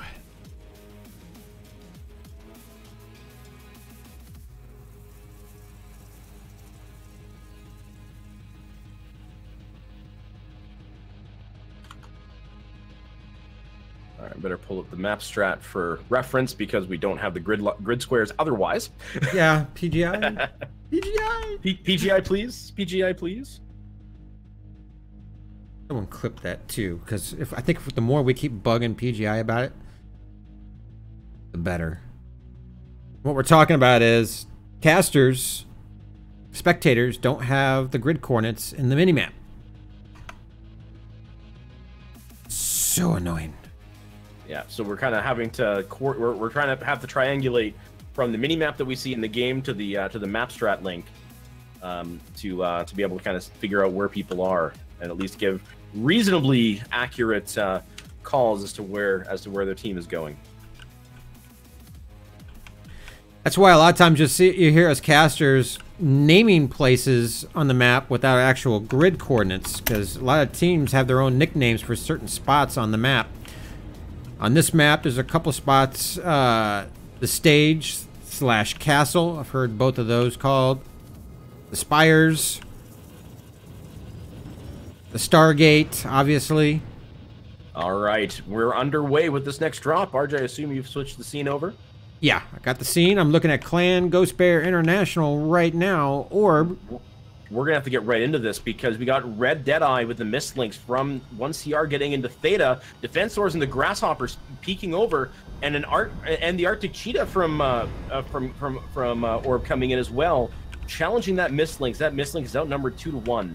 And he's already taken some decent hits. Looks like Orb is actually going to get that. Orb for their double mech brought 2 Annihilators, by the way. Annihilator 2As. Oh my goodness. Okay, let's quickly try to run through all the mechs. We have an Arctic Cheetah, Annihilator 2A, Spider, Nightgyre, Grasshopper, Ice Ferret, Assassin, and Annihilator for Orb. And then for the 1CR side, you got Roughneck, Warhammer, Madcat 1, Annihilator 2A, Mist Lynx, Javelin, Hunchback 2C, and Bushwhacker again for them. We have 1CR really grouped up to brawl. They have one mech. Must be a light here. Yes, the Javelin, Father Bill's Javelin, working around to get the gimme cap points for 1CR. Looks like Orb is taking the Echo 4 ridge there. Brought a couple of long-range mechs. The Annihilator 2A that's up there right now, Shadow 1212, he's got 6 LB2s and 1 ER large laser. I don't know if I've ever quite seen an Annihilator like that before. Yeah, Orb is definitely set up in the Echo 4 peak area right above the bear pit. Firing down at 1CR, who's currently hovered around Theta, trying to take it. Orb currently has the cap advantage. Camo Man taking some damage there with that one bird with the Annihilator, with 2 of them trading off the people in Echo 4 as they're moving off towards Fox 4. It looks like they're vacating the Echo 4 ridge there. But that one bird is taking a lot of hits in response. Meanwhile, on the Orb side, we have Mandar Bushido with the Nightgyre, 51% left. Father Bill and his light getting mixed up in the middle of all the Orb mechs being totally focused. But look at this. No, 1CR is capitalizing on it, taking down the Nightgyre down to 24%, taking that down. Father Bill goes down. Father Bill was the decoy. Father Bill pulled a Snuggles time special. YOLO into the enemy, make them turn around and show their backs. Yeah, they traded a Javelin for a Nightgyre. I'll take that trade any day. Yeah. Okay, it looks like we have another fight starting to brew up here at the Stargate. 2 mechs on Eldwin right now. Make that 3 mechs. Eldwin being focused by the Orb mechs. Eldwin's still pretty decent shape, though. The rest of 1CR came in to back her up. Now the other 1CR light mech, Red Dead Eye, he's trying to get intermixed in there, but now that the orb mechs are chasing him away. Ooh, and right into the face of that Warhammer. Yeah, they're just trying to do the bait tactic here. 1CR is down 2 mechs now. The Hunchback 2C is a big loss for them. You can see Phoenix Hearts running amongst them with the Spider, but Red Deadeye is too busy with the Arctic Cheetah and the Ice Ferret. But Phoenix Heart does go down. It's 1 kill each. You see Benjamin Davian on the 1CR side down to 44%. He's really damaged. 28% for the Orb Annihilator though. That's gonna be an easy kill for him. Yeah. I'd say damage numbers are looking a little bit better for 1CR here. Both teams with 2 mechs down. Oh, but Camo Man is just getting hammered, taking a peek on that hill. He's down to 43%. CT crit, left torso crit. Yeah, he's still got a Gauss and 4 ER mediums though, so he is still pretty effective. But yeah, if he peaks that one more time, he is probably going to get fight. He's going to have to wait for the fight to come to him. And that's happening right now. Ghost Paladin, the Arctic Cheetah, coming over but focusing Red Deadeye instead of getting the target of opportunity in the form of that Mad Cat. He just barely makes it out alive. Shadow 1212 getting in there now. That Annihilator getting focused. He's not looking very pretty, down to 57%. Yeah, Camo Man is really cored now, 34%. Lost the Gauss Rifle, so it's down to 4 ER mediums. This is a slightly different match here. 1CR has the advantage in mechs and cap points right now, but they're really damaged here. 4 mechs down for Orb. Shadow's about to go down. CT is crit. He might take Eldwin with him, though. Yeah, Eldwin kind of caught out here, but oh no! Oh, Eldwin got it! Takes down the Annihilator with her Bushwhacker. Well done. Now focuses on the Arctic Cheetah. That one bird comes over with that Annihilator, though, and takes out the Arctic Cheetah. We're down to 1 mech for Orb, and that's the form of Defensors with the Grasshopper.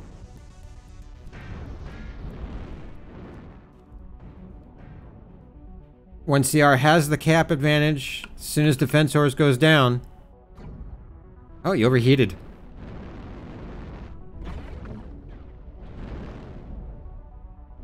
Look, they're all just kind of following him.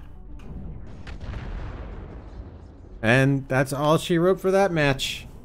1CR with another very decisive victory there. Camo Man survived that, 23%. Yeah.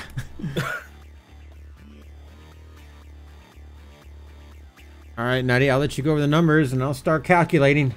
All right, let's take a look here. Again, another fantastic match for 1CR here. They did get all the kills and only lost 2 mechs. Father Bill and that Javelin pulling that really clutch move, which really worked in 1CR's favor, being able to take down that Night Gyre. Camo Man, or pardon me, rather, that one bird, pardon me, 925 damage in that Annihilator 2A, 2 kills, 5 assists. Benjamin Davian and the Warhammer picks up another 2 kills. Red Deadeye and the Mistlinks picks up 2 kills as well. Over on the Orb side, you've got a pretty even spread of damage there. They held together really well. The 2 Annihilators are 573 and 425 respectively, with Shadow 1212 in the non-special version of the 2A picking up one of their 2 kills.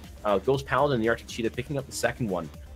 Again, well played by both. I thought this was actually going to go in Orb's direction. I did too. It kind of seemed like they I don't know. It was kind of hard to tell because when they traded the light for the heavy, I was thinking 1CR, but then Orb's movements, and for a minute there, it looked like they were focusing fire well enough that I thought it might flip over to them. They had a cap advantage at one point there. Yeah, but then 1CR, they rolled them again. Yeah, they 1CR held it together. They 1CR is really embracing the brawl push. They really are. Orb was trying to kind of play a long range trade, kind of walking away from the brawl there. If we switch over to the map strat just for a moment. Well, real quick, I'm sure everybody can read it. I just kind of got caught up in that swift victory from 1CR there. But that's 4 drops now, obviously, for 1CR. 1,350 rep points. They got the 300 for the win for that drop and the 50 bonus points. Omega Galaxy Raging Bears up to 200 rep points now, just from enemy mechs killed. So, go ahead, Nutty. Take us through it. I'll pull up the map strat. All right, let's take a look. So let's focus on Orb here for a moment, because what they did is they kind of, they dropped here in Alpha Bravo and they kind of pushed this way. Now 1CR did something really interesting. So they were 1CR was set up to spread out and get caps, which they were able to do. But they kind of did they kind of rotated, right? We got Orb coming this way. You've got 1CR basically walking through the low ground in Fox 5 and challenging the stage. So they were kind of doing this, and Orb had actually a fantastic position here in Echo 4. It did. It was a great position. and they kind of stood there for a while 1CR kind of basically challenged Theta, and they sat on, and I think this was kind of a mistake on 1CR's part, is they weren't set up on the stage. No, they were in the low ground. They were set up right here at Theta. So from where 1CR was set up, if Orb had stayed in this location right here, they would have had firing for days on them. Now, the challenge, of course, is that they had 2 Annihilators. Now, Annihilators they hit hard, but they have low weapon mounts. But those Annihilators, they were equipped with 1 ER large laser and a bunch of AC2s, so they had the range. I mean, they would have had the poke. If the 1CR mechs didn't quite have the range, though, and with as much armor as the Annihilators have, if they had kept that long range at Echo 4, they could have forced 1CR off of Theta, or if 1CR had moved up to the stage, like Nutty was mentioning, they could have kept cover fire down on the stage, on those mechs on the stage from the Echo 4 position. The Echo 4 position on this map, is it right if I wipe it real quick, Nutty? Yeah, go right ahead. This Echo 4 position is one of the power positions on this map, especially from the Team 2 side. The fact that Team 1 had it, and the way the teams flipped, kind of shows a little bit of the potato tornado happening there from a couple of teams. Of course, both teams reacting to the other one. Not quite the potato tornado we typically see on HPG, obviously. But both teams kind of rotating, reacting to the other team. I think when 1CR saw the mechs at Echo 4, their idea was to just get out of here, get out of the Stargate area, maybe get over the stage as fast as possible to try to minimize the fire that they were going to get from Echo 4. And again, I really think Orb should have kept at least one of those long-range mechs at Echo 4 in that power position, because they could have been providing great cover fire for all the different movements that Orb did, especially when they ended up going around the Stargate and the fight that was happening in the Stargate. One of those long-range mechs at Echo 4 could have been providing cover fire all day long and had great lines all day long. So let's fast forward here to what I think is probably the play of the match here tonight, and that is when Father Bill. So let's set this up. We've got this was after Orb abandons their spot in Echo 4, and they're actually here in Fox 4, Fox 5. Yeah. And Father Bill and his javelin, and I have to say this was fantastic. I mean, a lot of people know who Snuggles Time is. He actually did a video on this a long time ago, and that is you send a sacrificial light mech in to turn the team around. So you had 1CR set up. So you're saying Father Bill was the sacrificial lamb? Get it? Father Bill, lamb. Yeah. he was, because so Father Bill, and he comes in from Fox 5, and he squirrels the entire team. So all of Orb is focusing on this javelin that's literally deking in and out between their legs. Meanwhile, 1CR, taking full advantage of this, has shots for days. Father Bill does go down, but they take a Night Gyre with him, right? And as you were mentioning before, like as far as trades are concerned, I'd totally give up a javelin for something like a Night Gyre. Only in Div G, folks. Well, but again, maybe in Div F once in a while in Div E. but you know what though? This and that's not a negative. Like, this is brilliant. This was exciting. This is so much different than the usual, the usual setup of, oh, let's do long range trade or something like that. This was fantastic. Well executed by 1CR. But again, we thought that this was, at least I did. I thought this was going to go in Orb's favor here. I really did. 1CR was taking a lot of damage, but they were just getting really good at trading out their mechs, rotating their armor, twisting it off, so they were really damaged. Camo Man, that Mad Cat Mark II won with things like, I think it was a 34% health at the end or something like that. Yeah, he was. I think it was the one that was at 24%. I thought it was bad. It was barely walking. Walking. It was very close. It was very close. All right, I think both teams are ready. Let's get into the final drop here. River City Conquest. All right, I'm gonna launch it. So let you guys see the numbers again real quick here before we get into drop 5 again. 1CR running away with this match, up 4 drops 0, 1,350 rep points to Orb's 200. We're going into the final drop of the night. 2 lights, 2 heavies, 4 assaults, center of battle engagement. The 50 bonus points can be occurred if you kill all of the enemy assault mechs. And again, there are 4 of them. Everybody speak up in chat. Let us know which team you are cheering for. If you're cheering for Orbs, give them your love, give them your energy, give your energy, because they're going to need it here. That they could try to eke out at least 1 win tonight. And like I said, they almost got that Tourmaline one. I was really convinced that they were going to do it. So let's hope and see if they're going to be able to turn around this final drop. Okay, I'm getting an early look at the mechs here in one of the drop ships. I'm not sure which one this is, but I'm in the drop ship. I see a Mad Cat 2. Oh, went too far. I think that's a Kodiak. Marauder 2C, and another Mad Cat. So one of these teams has 2 Mad Cats, a Kodiak, and a Marauder 2C. All right, let's let them come in here. All right, I'll let you go ahead and take Orb, and I'll... Yep, that was the Orb side I was looking at. An Arctic Cheetah, a Spider 5D, a Grasshopper 5J, a Mad Cat 2C, a Mad Cat B. No, a Marauder 2C, a Mad Cat B, Mad Cat 2B, a Mad Cat 2-4, a Linebacker Prime, and a Kodiak 3. On the 1CR side, we got a Warhammer 6R, a Spider 5K, a Miss Lynx G, a Mauler MX90. Wow, okay.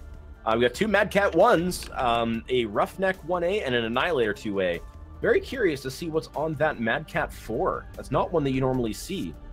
Mauler MX90 I've seen a few times. The docket potential of that mech is ridiculous. It's a kind of a emergency go-to assault mech for comp play, especially in this drop. Oh my goodness. Orb brought out something very interesting, and I really, really hope it works. What is it? The Mad Cat Mark II-4, 3 ER medium lasers, an ATM-6, and 3 ATM-9s.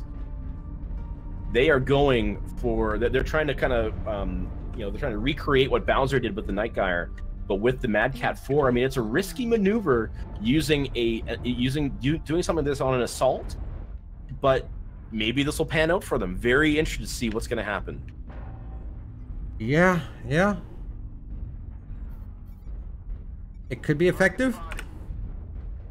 Like I said, it could be. Bowser made it work, but he's former EMP. Yeah, but you know what? Like I said, like it's Div G. This is where you get to see the interesting things. So 1CR is pushing their way over the golf and hotel lines here. They're in Golf 6 currently. They're pushing through as a team. They took their 2 gimmies, but they're challenging the Citadel here by the looks of it. Camo Man peeking up and taking doing some fire with Grasshopper and Linebacker from Orb. We're way out here in the water in India 7. Yeah, I saw them going over there earlier. I'm not sure what the thought was there. They have no cover over here. I'm wondering if they're trying to turn 1CR around, because with those 2 mechs back there, they're gonna maybe this is revenge. I'm not sure. Camo Man taking some pot shots there. That linebacker down to 86%. But the rest of the team has already been spotted too. I'm. Strikes are going out, but it's going to be an air ball, nowhere in sight. Meanwhile, we have Ghost Paladin mixing up with the Spider right now, with Phoenix Heart backing him up and with another one as well. That one bird comes in, though, with the Annihilator, scaring off the Spider. Going, get out of here. I was watching that flank on the far right, still perplexed by it, and the main battle is happening over here. My apologies to the viewers there, but we're in it now. Go ahead, Nutty. Yeah, taking a look at it, we got the Mad Cat Mark II-4 sitting back at range, not really sharing armor, but definitely reining in that ATM fire. That ATM fire is going down on Stella Starslayer, down to 77% in the Roughneck. Stella Starslayer takes out the Kodiak of all things, and now working on the Marauder 2C, 53%. What is on that Roughneck? Let's take a quick peek at it here. We've got a medium laser, 3 AC5s, and 2 rocket launcher 20s on that thing. That is an interesting build to bring into MRBC, but rocket really, launchers really cool. and MRBC kids. Now you've seen it all. And again, we're not saying that as a negative. That's actually it's cool to see them find a use for it. Stella though down to 66%, 33% for Eldwin and her Mad Cat Mark II-1. The Mauler is down to 51%. 1CR taking a lot of damage here, but they still have all their mechs up. Meanwhile, Orb is down by 2, down by 3. But Father Bill and the Warhammer goes down for 1CR for their first kill. Yeah, Alakin's down to 43%. Don't think he's be living much longer. Legan just dropped for Orb. Yeah, Alakin, 40% for Alakin, 38%. He is holding on by a thread. Meanwhile, Isander with that linebacker, 44% amongst a whole bunch of people. Yeah, and he goes down. So the last two are the two that did that crazy flanky maneuver. No, the one of them, no, neither of them, because they're both dead. Oh, but they are. Shadow 1212 and the Mad Cat 4 is still up 85%, but can't do anything with those ATMs at that range. He has his 3 backup lasers, not going to do very much. But he can still soak up the damage. Ghost Paladin in the Arctic Cheetah is doing most of the work here, while Shadow trying to get back so he actually get some damage done. Of course, 1CR knows that they've got an ATM, so they know just to kind of run themselves in. Yeah, get nice and close makes the ATMs very ineffective.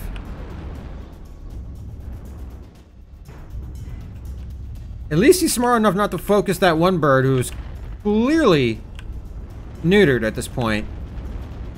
Yeah, Ghost Paladin trying to take him down, and Ghost Paladin takes down Camo Man. He's not going down without a fight. That's 3 killed. Oh, he's got another one too. Alakin is going to get the Annihilator too. Oh my goodness, ladies and gentlemen, are we going to see a bit of a comeback here? Ghost Paladin down to 41%. Let's take a look at his mech here. He's picking on that poor defenseless Annihilator. Yeah, that Arctic Cheetah is like 6 machine guns, 3 medium pulse, or small pulse rather. Yeah. Ghost Paladin just doesn't want to die, and he's definitely doing some work for Orb. Again, not going down without a fight. But Red Deadeye and that Mistlinks, 88% is going to be challenging him, and that is going to be a difficult battle for Ghost Paladin. He gets ripped down really quickly, and there we go. My goodness! But what a nice final stand by Ghost Paladin. That was fun.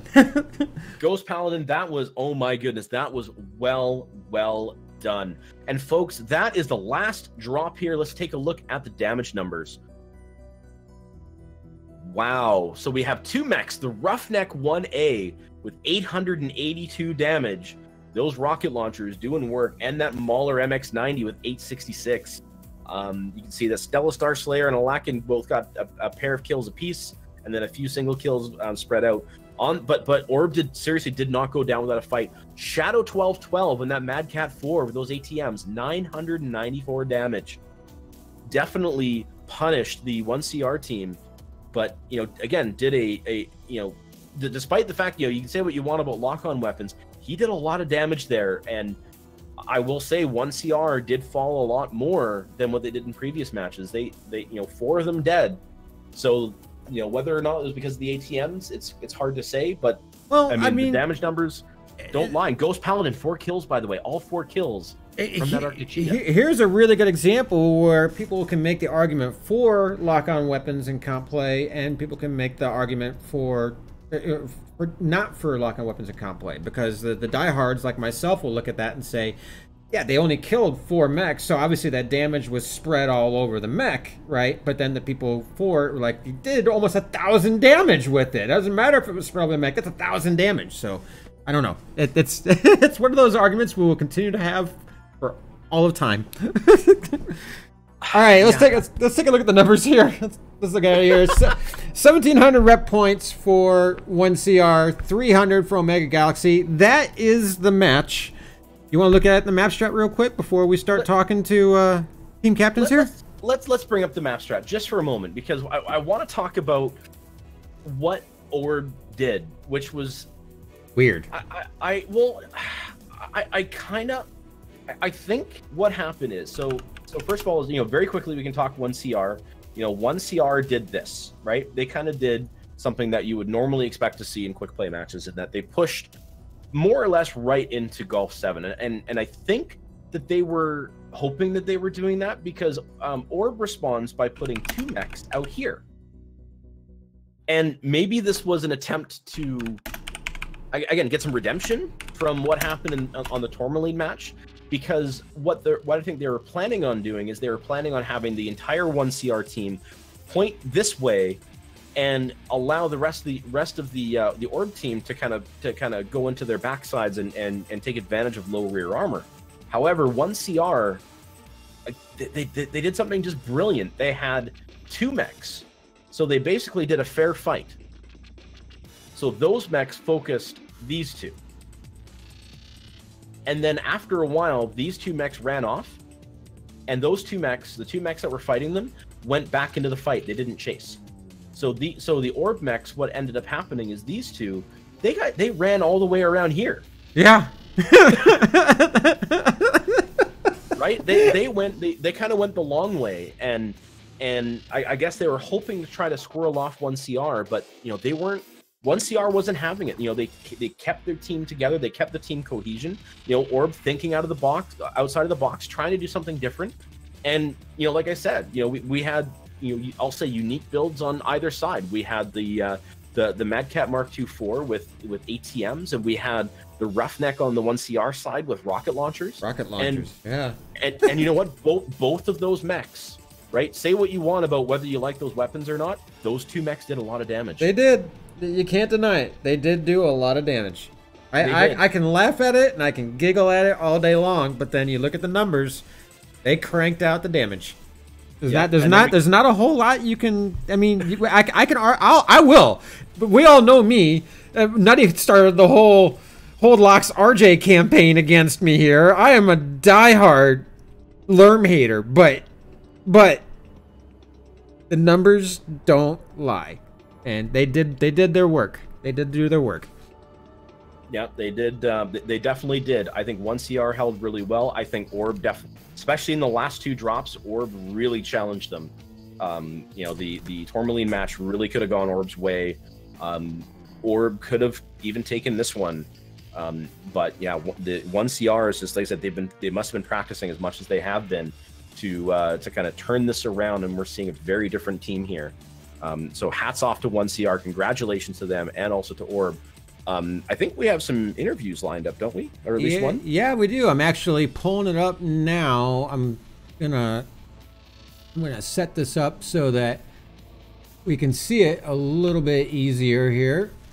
Mm-hmm. So we can see who all is talking. Nutty and I, of course, are doing a Discord video feed here. So if we switch channels, you won't see our pretty faces anymore. So yeah, let's go over to Discord. I'm gonna mute you over here, Nutty. I'll meet you over in Discord, and yeah, I mean, I'll meet you over in TS, and we'll start talking to these guys. All right, let's do that. Microphone activated. Sound resumed. Well, hi guys. Hello everyone.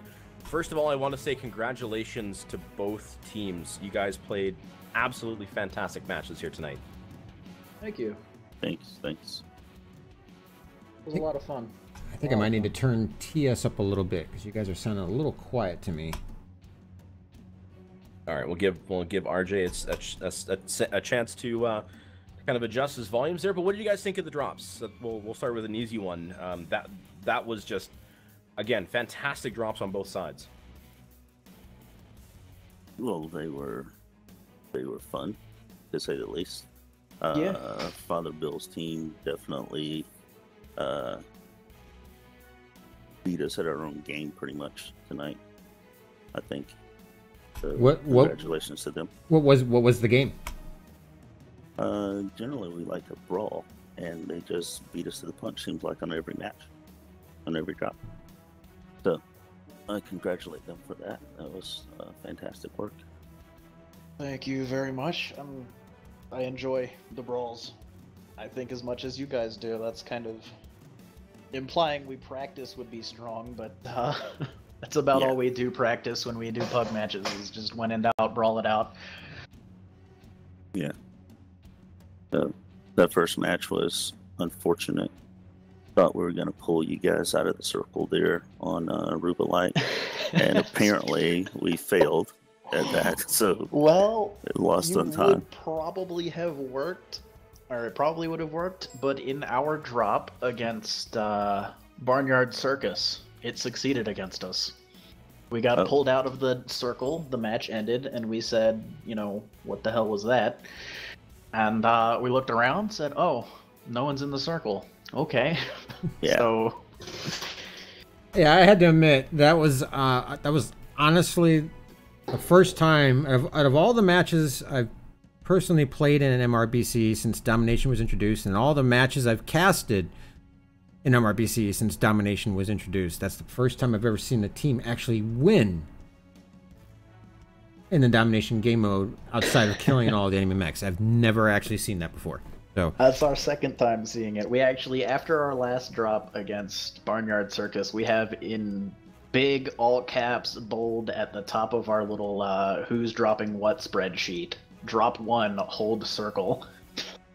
Yeah. Maybe I should do that next. Maybe I should definitely put that on top of our little drop deck. Oh man, that was frustrating. I tell you, it was surprising. You guys forced us to move across the map, which I didn't mind. I didn't mind that at all. I wanted to get close enough to you anyway, but and I figured that, and I know that Echo 5, Echo 6 ridgeline is a good holding spot. So I had to figure out how to get to you. Obviously, you weren't running a lot of range because we weren't shooting at each other, so we knew it was going to be a brawl. Pushing up there, we weren't going to stay in close quarters. I wanted to string you out.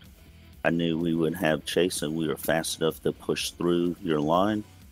I just didn't think that someone would stay in the circle. I wanted to brawl, and when the match ended, I'm like, what happened? Like, what's going on? So, kudos to you for that one. So. I have to ask. I mean, it was my first time casting you guys, I believe. But this is actually the second time that Nutty and I have casted 1CR. Of course, 1CR played in the very first match of the MRBC season. And Father Bill, one beard, bird. It's bird. It's not beard. Oh, God, I'm always gonna mess that up. I made the mistake last time, but this time it's your turn. Yeah. I'm gonna turn you up a little bit too, Nutty. But compared to what Nutty and I brought this up a couple times tonight. The 1CR that we saw tonight seemed a lot more calm, collected, and focused than the 1CR we saw during that very first week of MRBC. How much have you guys been scrimming? How much have you guys been practicing to get to this new level? None at all? Drop 1, we did a lot more prep, but we have not been able to make any of the scrims that we would have liked to set up actually work. We had a couple of, I think 2 teams where we said, hey, let's scrim on this night, and then stuff came up and they weren't able to make it. Drop 1 was... We went into it, we had 7 people, and we were like, holy crap, guys, somebody find an 8th. And then, you know, we were like, what are we doing? And I had just come home from a 10-hour workday on about 5 hours of sleep and was like, well, I guess I'll wing it, because they told me, you know, Bird, you're calling. And I was like, all right, that's what I've been doing for all of them. But yeah, that first drop was I was tired and hungry and winging it. And we didn't really have a clue what was going on. The other three that we've done, we drew up a spreadsheet that we actually adhered to, said, you know, what mechs do you have? What are you comfortable bringing? Had more people able to make it to them, so we were able to pare down some of the weaker mech builds, etc., and have a better clue of what was going on, and then go to the, MRBC map strat and take a look, figure out where we were going, what we were doing, and just a lot more prep work. Didn't manage to make any spins, though.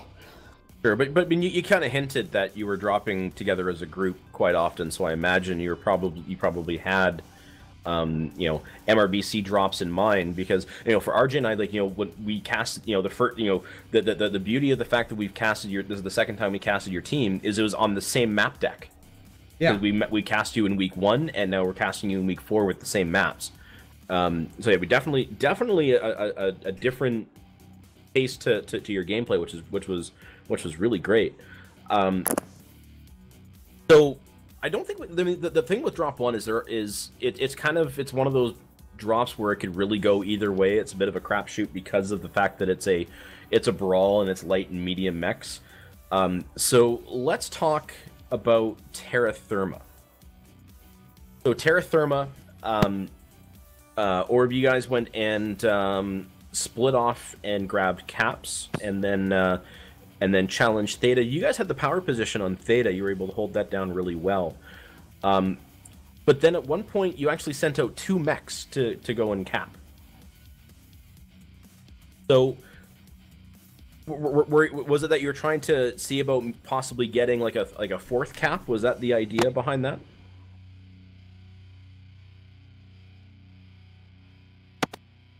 Which team are you talking to? Are you asking? Oh. No, we didn't send them out to cap initially. So that position on the map, we've played that several times. And again, I have to hand it to Bird and Father Bill. Their team did a fantastic job. We've not lost that position before. They outbrawled us. So our lights are our rear flank security. So when I had them fall back to that position, they relayed to me that they could grab that 4th cap. So I told them to go ahead and do it. There was no danger because they weren't pushing quite yet. As soon as they started pushing our position, then I called them back. We just got overwhelmed in that position, and I had nothing to counter it with at the moment. So, right. As soon as my light pilot, I forget who was in the mech at the time, I heard Stella said, I have 2 mechs over here, and I said, well, you heard the man, let's go. Yeah. As soon as they said that was 7 on 6, that was time for the push, because I figured you guys had such a good position over there. I figured we weren't going to get a better shot at it than when both of your lights were off somewhere else. Yeah, that was a good call. The lights, I like to keep the enemy team in that low ground there around Theta. So my lights typically will push in from the rear, and to make sure that there aren't any squirters, so that we can kill them all. It's just that it worked against us tonight. So, you know, again, I think that was on us because we didn't kill the one flanker quick enough.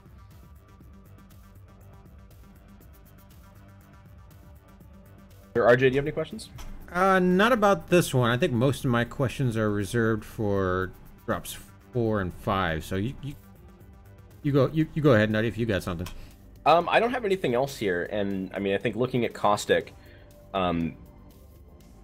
so, you know, looking at drop 3, of course, we have the, you know, Commander Assassination. I was really surprised to see that kind of direct brawl from 1CR. Now, Bird, is that kind of like the has always kind of? I know you mentioned you said that you didn't have a lot of planning going into this, but was that kind of your mentality around this drop? Is let's just charge into Theta? Actually, we had no intention of going near Theta at all. We were going to set up a firing line between Theta and Epsilon and go from there. But I saw that there was the Hunchback at Theta. And I said, alright guys, that Hunchback doesn't leave Theta alive. We need to get this free pick right at the start and then get moving. And he lasted a little longer than expected, and by the time he went down it was a brawl, so the call was just get out of the caldera unless you're a night guyer, and let's drop the direwolf. Yeah, no, that one was a scary brawl. You mean on Caustic? Yeah, Caustic, yeah. I've actually got another question for 1CR here, because you guys did a good job of taking down Orb's direwolf. Your direwolf came precariously close to dying. Was there any concern there for the bonus points? Did you tell him to back off at all, or was nobody even looking at that? I mean, he didn't die. You guys got the bonus points for keeping your assault alive. But did that come up at all in the middle of the brawl there? I tend to leave Alakan to do his thing when he's in a direwolf. He's pretty solid in it. I told him at the start, don't get killed, and kind of left him to it. That's fair. I think he had the good sense to slow his roll a bit once he got opened up too much. But by the time he was really worried about it, and I tuned into the stream briefly, saw a lot of people talking about how he was almost dead. And well, I'm pretty sure by the time y'all were saying he was almost dead, it was, he was, what, 5? We were up, 5 kills? Yeah, like he was CT crit, if I remember right. CT crit, had a torso crit. He was at like 54%. I mean, it wouldn't have taken much at that point, especially considering it's a direwolf, and they're so easy to kill these days. It wouldn't have taken much. And then, who, Defensors, who was your Cicada pilot? That was Phoenix. Phoenix, were you guys yelling at him to kill the direwolf by any chance? Well, Phoenix was right next to me when I was shooting the direwolf. He was using some terrain quite effectively to shield himself. I didn't want to go around the corner to finish him because there was something, I don't know what it was, that was up the ridge behind him that was also targeting me. And whatever that mech was is what killed Phoenix, I think. And then the guys on my left flank came down and pushed. I think I was the last one standing on that map. And they killed me before I could get the direwolf down. But I was definitely focusing him quite hard with my Orion. Oh, you definitely caught him. Yeah. But I couldn't finish him because he did not come around the corner. He started around the corner on me from that terrain that he was behind, and I put another alpha into his left CT or right CT, and he backed off. And by the time I think Phoenix fell on my right side, and I turned to deal with the mechs that were coming down, pushing my left flank, and that was it. So we I think we had a really good plan on that map. Our assault got caught out in the open and went down fighting. That was Leggin. And once he fell, everybody that was in the caldera and especially, I think it was whoever was in the you guys had doubled up on the night gears, right? Yep. The DACA builds. And I think I know at least one of them focused me near the end of the match. They came out of the caldera and I was kind of surrounded, and that was the end of the day for us. So, again, that map was quite evident. We wanted to brawl. We wanted to catch them in the caldera, and just speed of movement. I don't know, their positioning and the lances gave them an advantage. They got there before we did, and once we pushed, they had more mechs in the caldera than what we anticipated, and there weren't very many squirters. I had the mediums on the left and right flank. They went down pretty quick, so the heavies and the assaults in the middle were kind of stuck without any support. So it was pretty fascinating. I don't know if I planned it that way, but it was interesting, to say the least. Yeah, for sure. That match was it was surprising to see that, like, how quick it went, how quick the brawl ended up engaging. Like, we're kind of used to, hanging back and doing firing lines and all that kind of stuff. But let's get into Tourmaline. Yes, let's get into Tourmaline. Yes, we have a lot of questions. That's the easiest way to put this, is that we have questions. So you go ahead and start, set up the kind of set the tone here. Orb, your team, I think they dropped in. You guys dropped in Alpha Bravo, and then 1 CR. You kind of spread out in all 3 lances, and then did you kind of, was it your plan to push into Echo 4? The way that you did there, like, because it looks like you're. Orb moved into Echo 4. Yeah. I'm talking about Orb. Yeah. Yeah. Okay. Go ahead, RJ. Keep going. Well, actually, we were talking about Echo 4 after the drop. Echo 4 is a known power position on this map, especially when you get into the upper divisions. Div C, Div B, Div A. It's It's typically a Team 2 power position, though, is the thing. It provides great cover fire over Theta, over the stage, Stargate, etc. By moving into Echo 4, because I looked at your Annihilator builds. I have to admit, I hadn't seen Annihilator builds quite like that before. All AC2s and ER large laser. Was the original intention to keep a couple Overwatch mechs there, or was it just a pass-through place?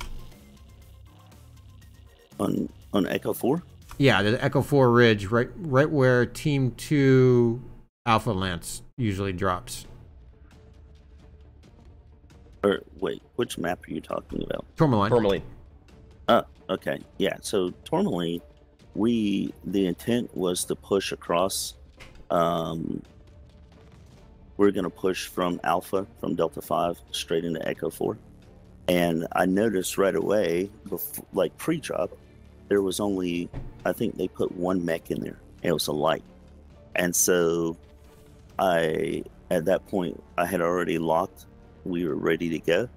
And so couldn't switch our lances. So we stuck with our original plan, which was to push Alpha to Alpha. So my 2 lights were in Bravo. They were to Sliver Cap, Gamma, and Theta. The mislinks, the notorious little mislinks that he pushed straight into Echo 5 and started on Theta. I was in my Grasshopper. We were able to put fire on him, keep from capping that, and we took that cap. Our mediums went to Epsilon, and we're forming a kill zone between Delta 4 and Echo 4 in that open area. Of course, they went the opposite direction. I knew that, so we pushed around through Fox 4 into Fox 5, and that's pretty much where we got tied up into the brawl. Again, one of our Annies got caught out in the open between Fox 4 and Fox 5 and got beat up pretty bad. So by the time he got into some cover, he was down to 31%. It was an easy finish for one of the lights to come up behind him and take him down. I got legged. We had one of our lights get legged. It was a nasty brawl there between Fox 5, Fox 6, and Theta. So, but yeah, we wanted to take Echo 4 and and hit mechs as we passed through. We weren't going to hold it. If they had had their heavy lance in Echo 4, which is what I expected, we were going to brawl it out right there and try and kill all of them. But they moved to Bravo and Charlie and pushed around. I figured they would go for Castle and maybe put some PPCs or some sniper in Echo 6. They didn't do that. They were all brawl. So when we met in Fox 5, that's what we did. We brawled. So it was a good fight. I really enjoyed the heck out of it. But the fact that they just, again, on that map, something that we hadn't really lost before, they beat us at our own game again. So. Right. So yeah, Nutty, I was gonna say I'll let you approach this next question here because I know it's on everybody's mind. I have to ask, Father Bill. I know you're here in channel with me. I don't know if you want to speak up, or that one bird if you want to speak up. I have to know that javelin push into the middle of the team at Fox 4. Was that intentional? Were you trying to squirrel the team to get them to turn around? So, Bird called. Here's what happened. I'm gonna throw out there that I was not aware of anything Father Bill was doing until afterwards in the stream. So I'm gonna wash my hands of this one. I had no part of it. Okay. Bird called that the Night Gyre had to go down. I got a bead on the Night Gyre. Realized that when I ran into what I thought was just the Night Gyre, turned in to be the whole team. So at that point, it was either die or die gloriously. So I did as much damage as I could do, and it seemed to have distracted the team a little bit, so I didn't feel like I had let down the team, as I got Sigma and Kappa as I was instructed to. But the intention was to go after the Night Gyre, and as I have found is one of my special abilities in Mech Warrior, I found the whole team. Well, I gotta say though, I was worried for a few seconds there because I realized that, like Father Bill said, our entire team turned to focus that mech that came rushing through. I was like, what is he doing? And so we turned and I was like, kill him quick, and it turned into like a circus right there for a moment. And then once he went down, we continued our movement. But that move is what froze our second Annihilator and got him really jacked up. So that may have been the turning point in that map. I have no idea. There's no way you can tell, but you streamed it. If you look at the video, by the time Legan got to the rest of us in Fox 5, he was down to 31%, and I told him to get down on the ridge and take some cover because I didn't want him to go down. And then the mislinks, the notorious mislinks, came out of nowhere and finished him off. So it was a brave move, Father Bill, and you did your team well. So no, I was on absolute edge that entire time because, as Father Bill was kind of squirreling amongst your team, 1CR from Theta, because, they were actually 1CR was actually grouped up in Theta quite effectively, and they were able to rain down on your team. And when we watched your, of course, Father Bill's javelin did go down, your Night Gyre went down almost pretty much at the same time. Yes. And the comment that we had is, as far as trades go, that's probably the best trade that they could have that could have been done. Yeah, traded a light javelin for a Night Gyre, and I'm not positive on this, but I'm pretty sure that Night Gyre went down because his back got caught out. Yeah, because all of you guys were looking at Father Bill at that point. Yep, and that was my biggest worry, is that I thought you guys would use the opportunity to push on us while we were shooting at the javelin running all over the place. But you didn't, and I was kind of shocked. I knew I lost the heavy mech there, but I thought that we still have the advantage. Because we're going to have cover. They're going to come to us one or two at a time to push into us. And man, we did a lot of damage there. There were mechs that were crit and CTs. My only regret from that map, other than the fact that you guys beat us, was that I don't know who was in the Mad Cat, but I had him cherry red CT. He was one touch away, and I was going to kill him. I was going to take him with me, and you guys killed me first. I was so upset. I was so mad because I couldn't get that kill. And then the mislinks that was giving me fits for like 3 drops in a row, he jump jetted at the end. I think I got his leg, but I still didn't get a kill on him. But that was a good fight. That was a really good fight. So, can I chime in here for a second? No, absolutely not. We don't allow any of that. Okay. No, go ahead, sir, please. We're totally kidding, Chow. Go ahead. The simple fact is that we are, generally speaking, an aggressive unit, and we're, in my humble opinion anyway, we're sitting back and waiting for the fight to come to us instead of pushing it to them. That's it. You're fired. You can't fire me. Can't have no backsass in here, boy. All right, let's take it over to drop 5. What do you say, Nutty? Let's do that. Yeah. Cause we have some questions about drop 5 too. Yeah, got some questions here. Can I ask the first one? You go ahead, RJ. You can ask.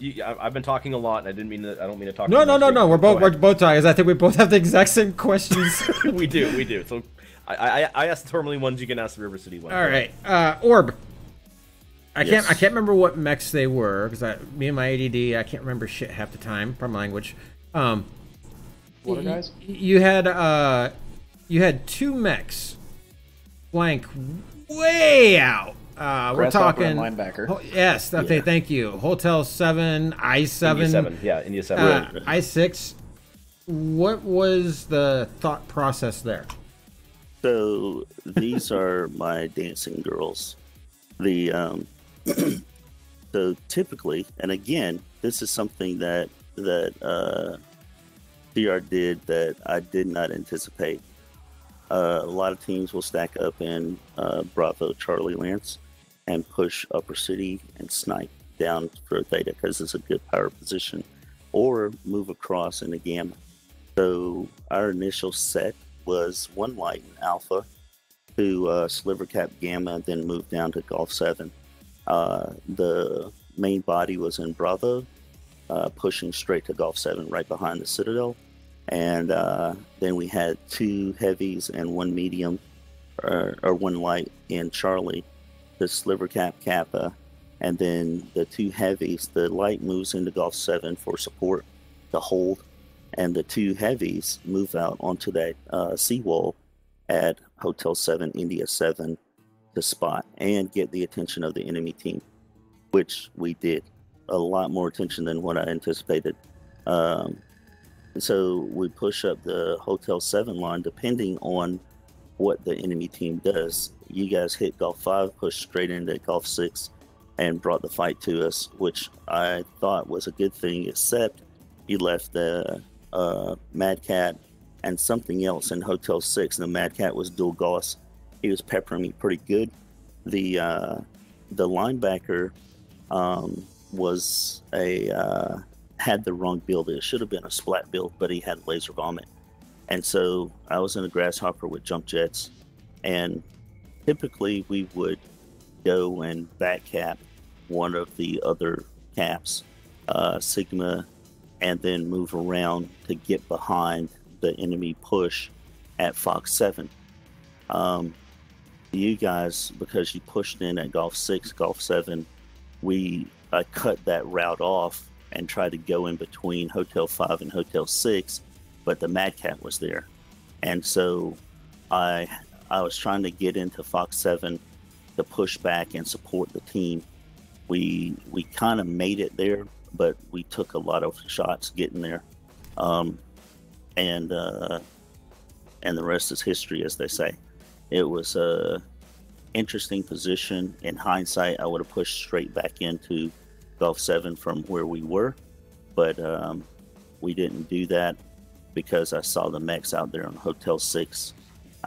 Probably should have pushed into the Mad Cat and finished him. Didn't do that either. That was just a bad decision making on my part.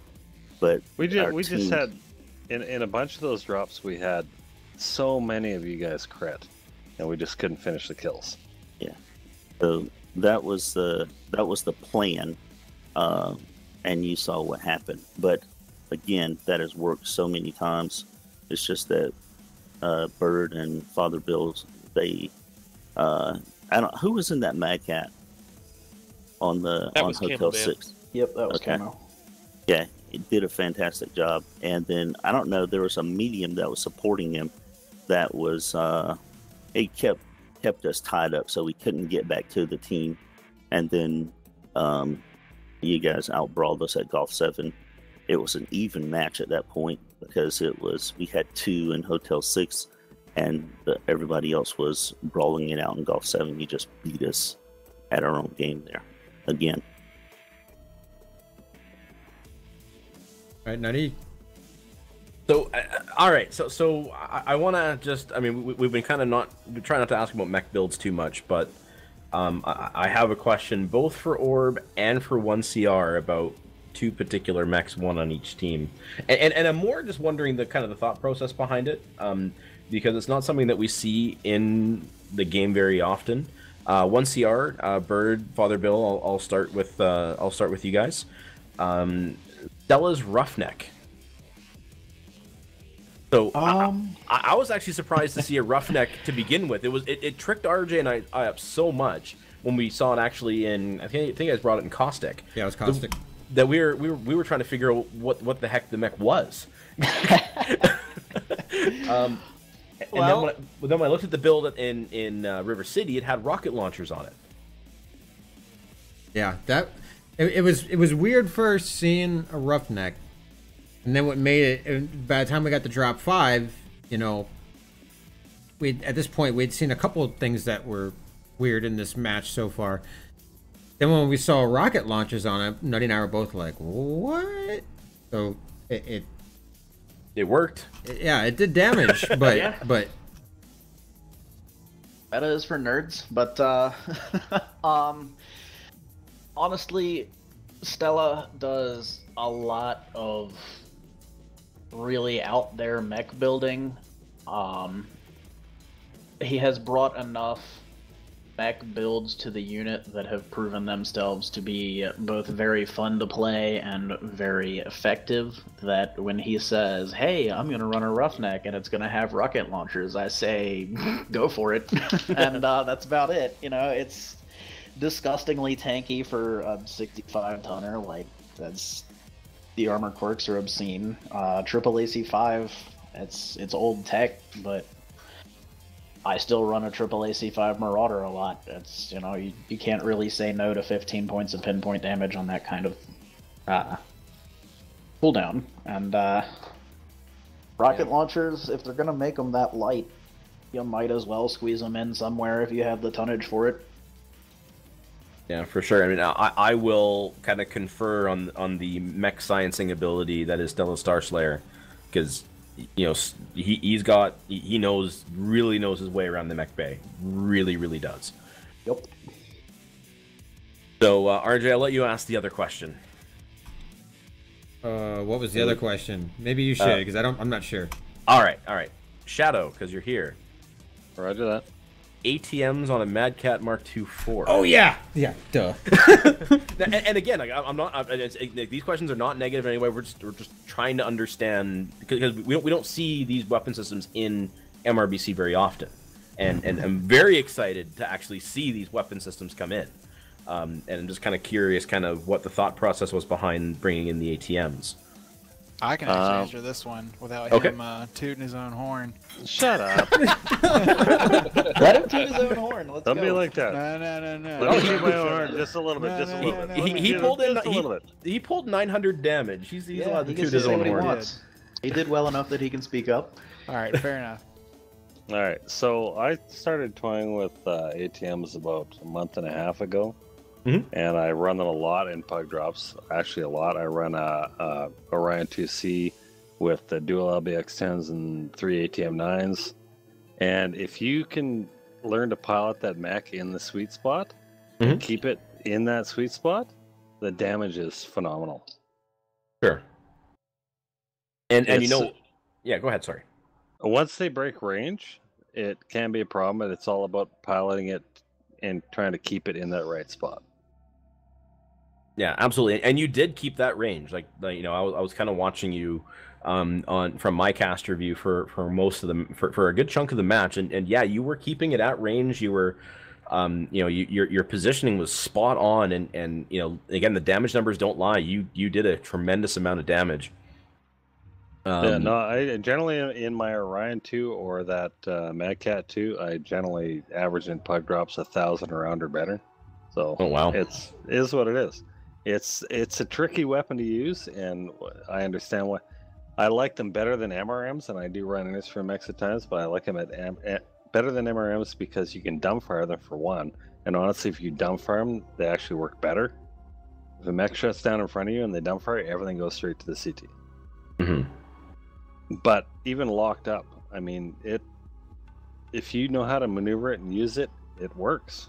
I don't know how else to put it. It just works. And I run it on mechs in almost every class except lights. Very cool. Very cool. I like it. One last question from me anyways, and on this drop, the Arctic Cheetah at the end, was that you, Ghost? Or was that, I can't remember who that was. Yeah. Yeah, that was Ghost. Good plane. That yeah, more than anything, just fantastic playing, because you got all 4 kills on that thing, and you were facing some incredible odds there. That's only because I was helping him. Jesus. Don't give it all. Jeez. Dude, Look you at that. Look at that. He's like a little limelight, and he's crazy. No, he's like face tank him. I'll get behind him. So okay. Yeah, and who put out the Annihilator's weapons? Like he's face tanking him, and I'm like, come behind him, and I'm machine gunning him to death. That was and I good. Like, all right, LB10 down, LB10 down. I was like, all right, you're face tanking nothing, and he falls down dead. I'm like, what'd you do? Get stared down to death? Oh, yeah, that was, don't that was a little obnoxious. I was a little sad that so many people were like, "Oh yeah, he's totally got that Annihilator." Like I'm fresh front armor, and you're legged, and people in the chat are saying, "Oh, that Annihilator's toast." Yeah, I was like, I'm not going through an Annihilator. There was, yeah, there was no point when I was concerned about dying. We're like, hey, go through his front CT. I'm like, what do you want me to do? LB20 him? This is an Arctic Cheetah. Calm down. Yeah. So 1CR, what did you think of that match? That particular drop, rather. Well, when we saw the 2 heavies kind of chilling off in the water, the main idea was just, well, we'll just push straight into the city where we have buildings at our back and ignore them because they want to go, you know, swimming. And I think that worked very well because it let us close the gap with superior numbers. I kind of hung at the back because it became very apparent that superior numbers meant their assaults were dropping one after another. And just kind of tried to peel light mechs off of people with quad LB10s. I was far enough from the front that I didn't really get to see a whole lot after the first 2 assault mechs dropped. Camo Man kinda led that push and kept it rolling for, well, no, Eladwin, I think. One of our assaults led that push, kept it going, kept people focusing fire, and eventually the heavies came back, and it was a little too late for them to return, and the lights did have me a little nervous, but that was why I put an entire assault mech on them. And after we mopped up and got the caps, that was about it. Excellent. RJ, do you have any questions to ask for this one? No, that's I think that pretty much gets it for me. It was definitely good matches tonight, guys. I appreciate you stepping in here and talking to us afterwards. Usually because of my work schedule, you know, especially during the weeknights, I can't do the after match interviews, but you know, you guys had the only match going on tonight, and since I have to be at work super early tomorrow morning, it made it a little bit easier. So thank you very much to you guys for letting us cast it, and second for joining us here afterwards. I appreciate it. Thank you. It was awesome and fun. Thank you. Yeah, I just have to say once again, well played, both your teams. It was awesome to see. It was great to see 1CR develop. It was good to see. It's great to see Orb in a match, because we haven't casted an Orb match before, so it was great to see you guys play. Again, well played on both sides, and I really hope you guys had fun. Any final thoughts from either team? It was a lot of fun. I'd love to scrim with you guys, drop with you guys anytime. It was a lot of fun. Yeah, no, it was awesome. Thank you very much for the drops, guys. Appreciate it. I really enjoyed it.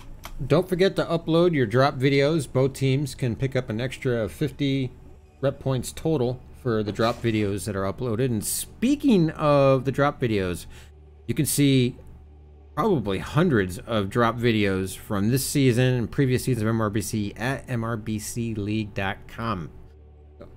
Once again, gentlemen, thank you very much for being here with us. Nutty and I are going to head back over to Discord, close out the stream, and yeah, good matches tonight, guys. All right. Thank you much. Have a good night. Have a good one. Well played, you guys. Yeah, a lot of fun. User disconnected from your channel. All right, Nutty, can you hear me? I can indeed. All right. Take off the MRBC map share. All right, so I did mention mrbcleague.com there. Not only can you get the drop videos from the individual players, you can get all the previous match casts, you can get the league table, so you can see where the standings are for all the teams in all the divisions from Oceanic, Europe, and North America, obviously. You can also see what matches are coming up, which ones are going to be cast. Keep in mind that the casting schedule consistently changes. I know there was a big snafu that happened on Thursday night because both 228 Blackwatch and 228 Death from Above were both supposed to be casted Thursday night, but things happened and neither casters could make it, so both of them got dropped. However, Nutty and I will be back tomorrow night. We'll be casting the North America Div A match between the 228 Swamp Foxes and 42. We know it's not Blackwatch and Dropship 5, but it's still going to be a damn good match. Absolutely. And just one last thing about that MRBC League site: if you are ahead of a team or you're thinking about competitive play, don't forget season 11 will eventually happen. I don't know when, but probably spring 2019. Yeah, spring 2019. So now is the time to start pulling your teams together and getting involved in the MRBC League. As for myself, I'm new. This is my first season, not only as a caster but as a player, and it is a lot of fun. So if you're wanting to play, kind of take your MechWarrior Online experience to the next level, MRBC is kind of where it's at. It's a lot of fun, and especially for new teams. Yeah, it is. It's new for new teams, for new. I'll say players that have played the game for a little while but have a competitive streak. It really makes you change the way you look at the game. So highly recommend that if you do want, if you like what you see here, you like watching the experience, the kind of the structure of it, consider fielding a team for the next MRBC season. All right, what do you say we give some stuff away? Oh, I like giving things away. All right, I'm gonna go to the giveaway screen. I think I have it. Yep, I do. Right there. All right, I am loading. Hopefully you guys have been talking in chat, because we are loading the names now. I spelled it right? Okay, I'm going to take a couple names out of here. Let's see. Take me out of there, because I have enough premium time and enough mech base. Yeah, me too. Let's see. You need to go. Moobot needs to go. I need to go. I have been talking in the Twitch chat. All right. So, let's see here. First thing we're going to give away tonight is 24 hours of premium time. And if you are the winner, make sure you message me in Twitch chat so that we can get that code to you.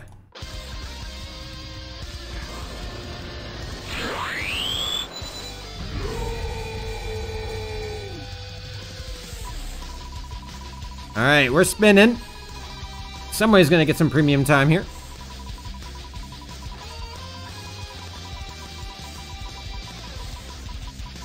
slowing down.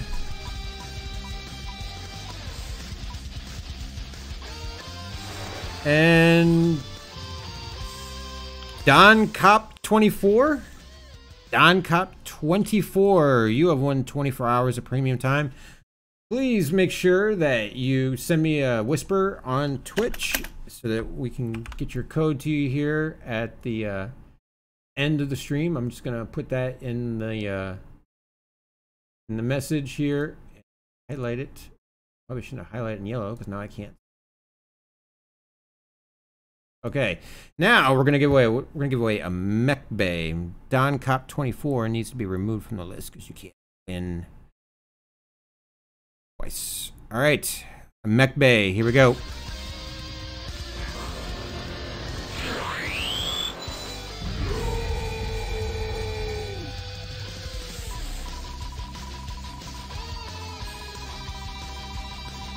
All right, who's gonna get the mech bay tonight? I have a couple more giveaways tomorrow night too. I think tomorrow it's a mech bay and some MC maybe. Oh, nice. Blowing down. Big Nick. Big Nick H. Congratulations. All right, I'm gonna get his name copied. We'll put him under the list for the mech bay. Highlight that in red for tonight. All right, kids, that is going to do it for us. Again, Nutty and I will be back tomorrow night. 228 Death from Above versus 42. Sure. Swamp Foxes, not Death from Above. Oh, yeah, that's our team. Yeah, Swamp Foxes. Well, I get confused there because I used to lead the Swamp Foxes, too. I led Swamp Foxes through Seasons 9 and Seasons 8 of MRBC, so. All right, but yeah, that's it for us. I hope you guys all have a great night. Any last things you want to say there, Nutty?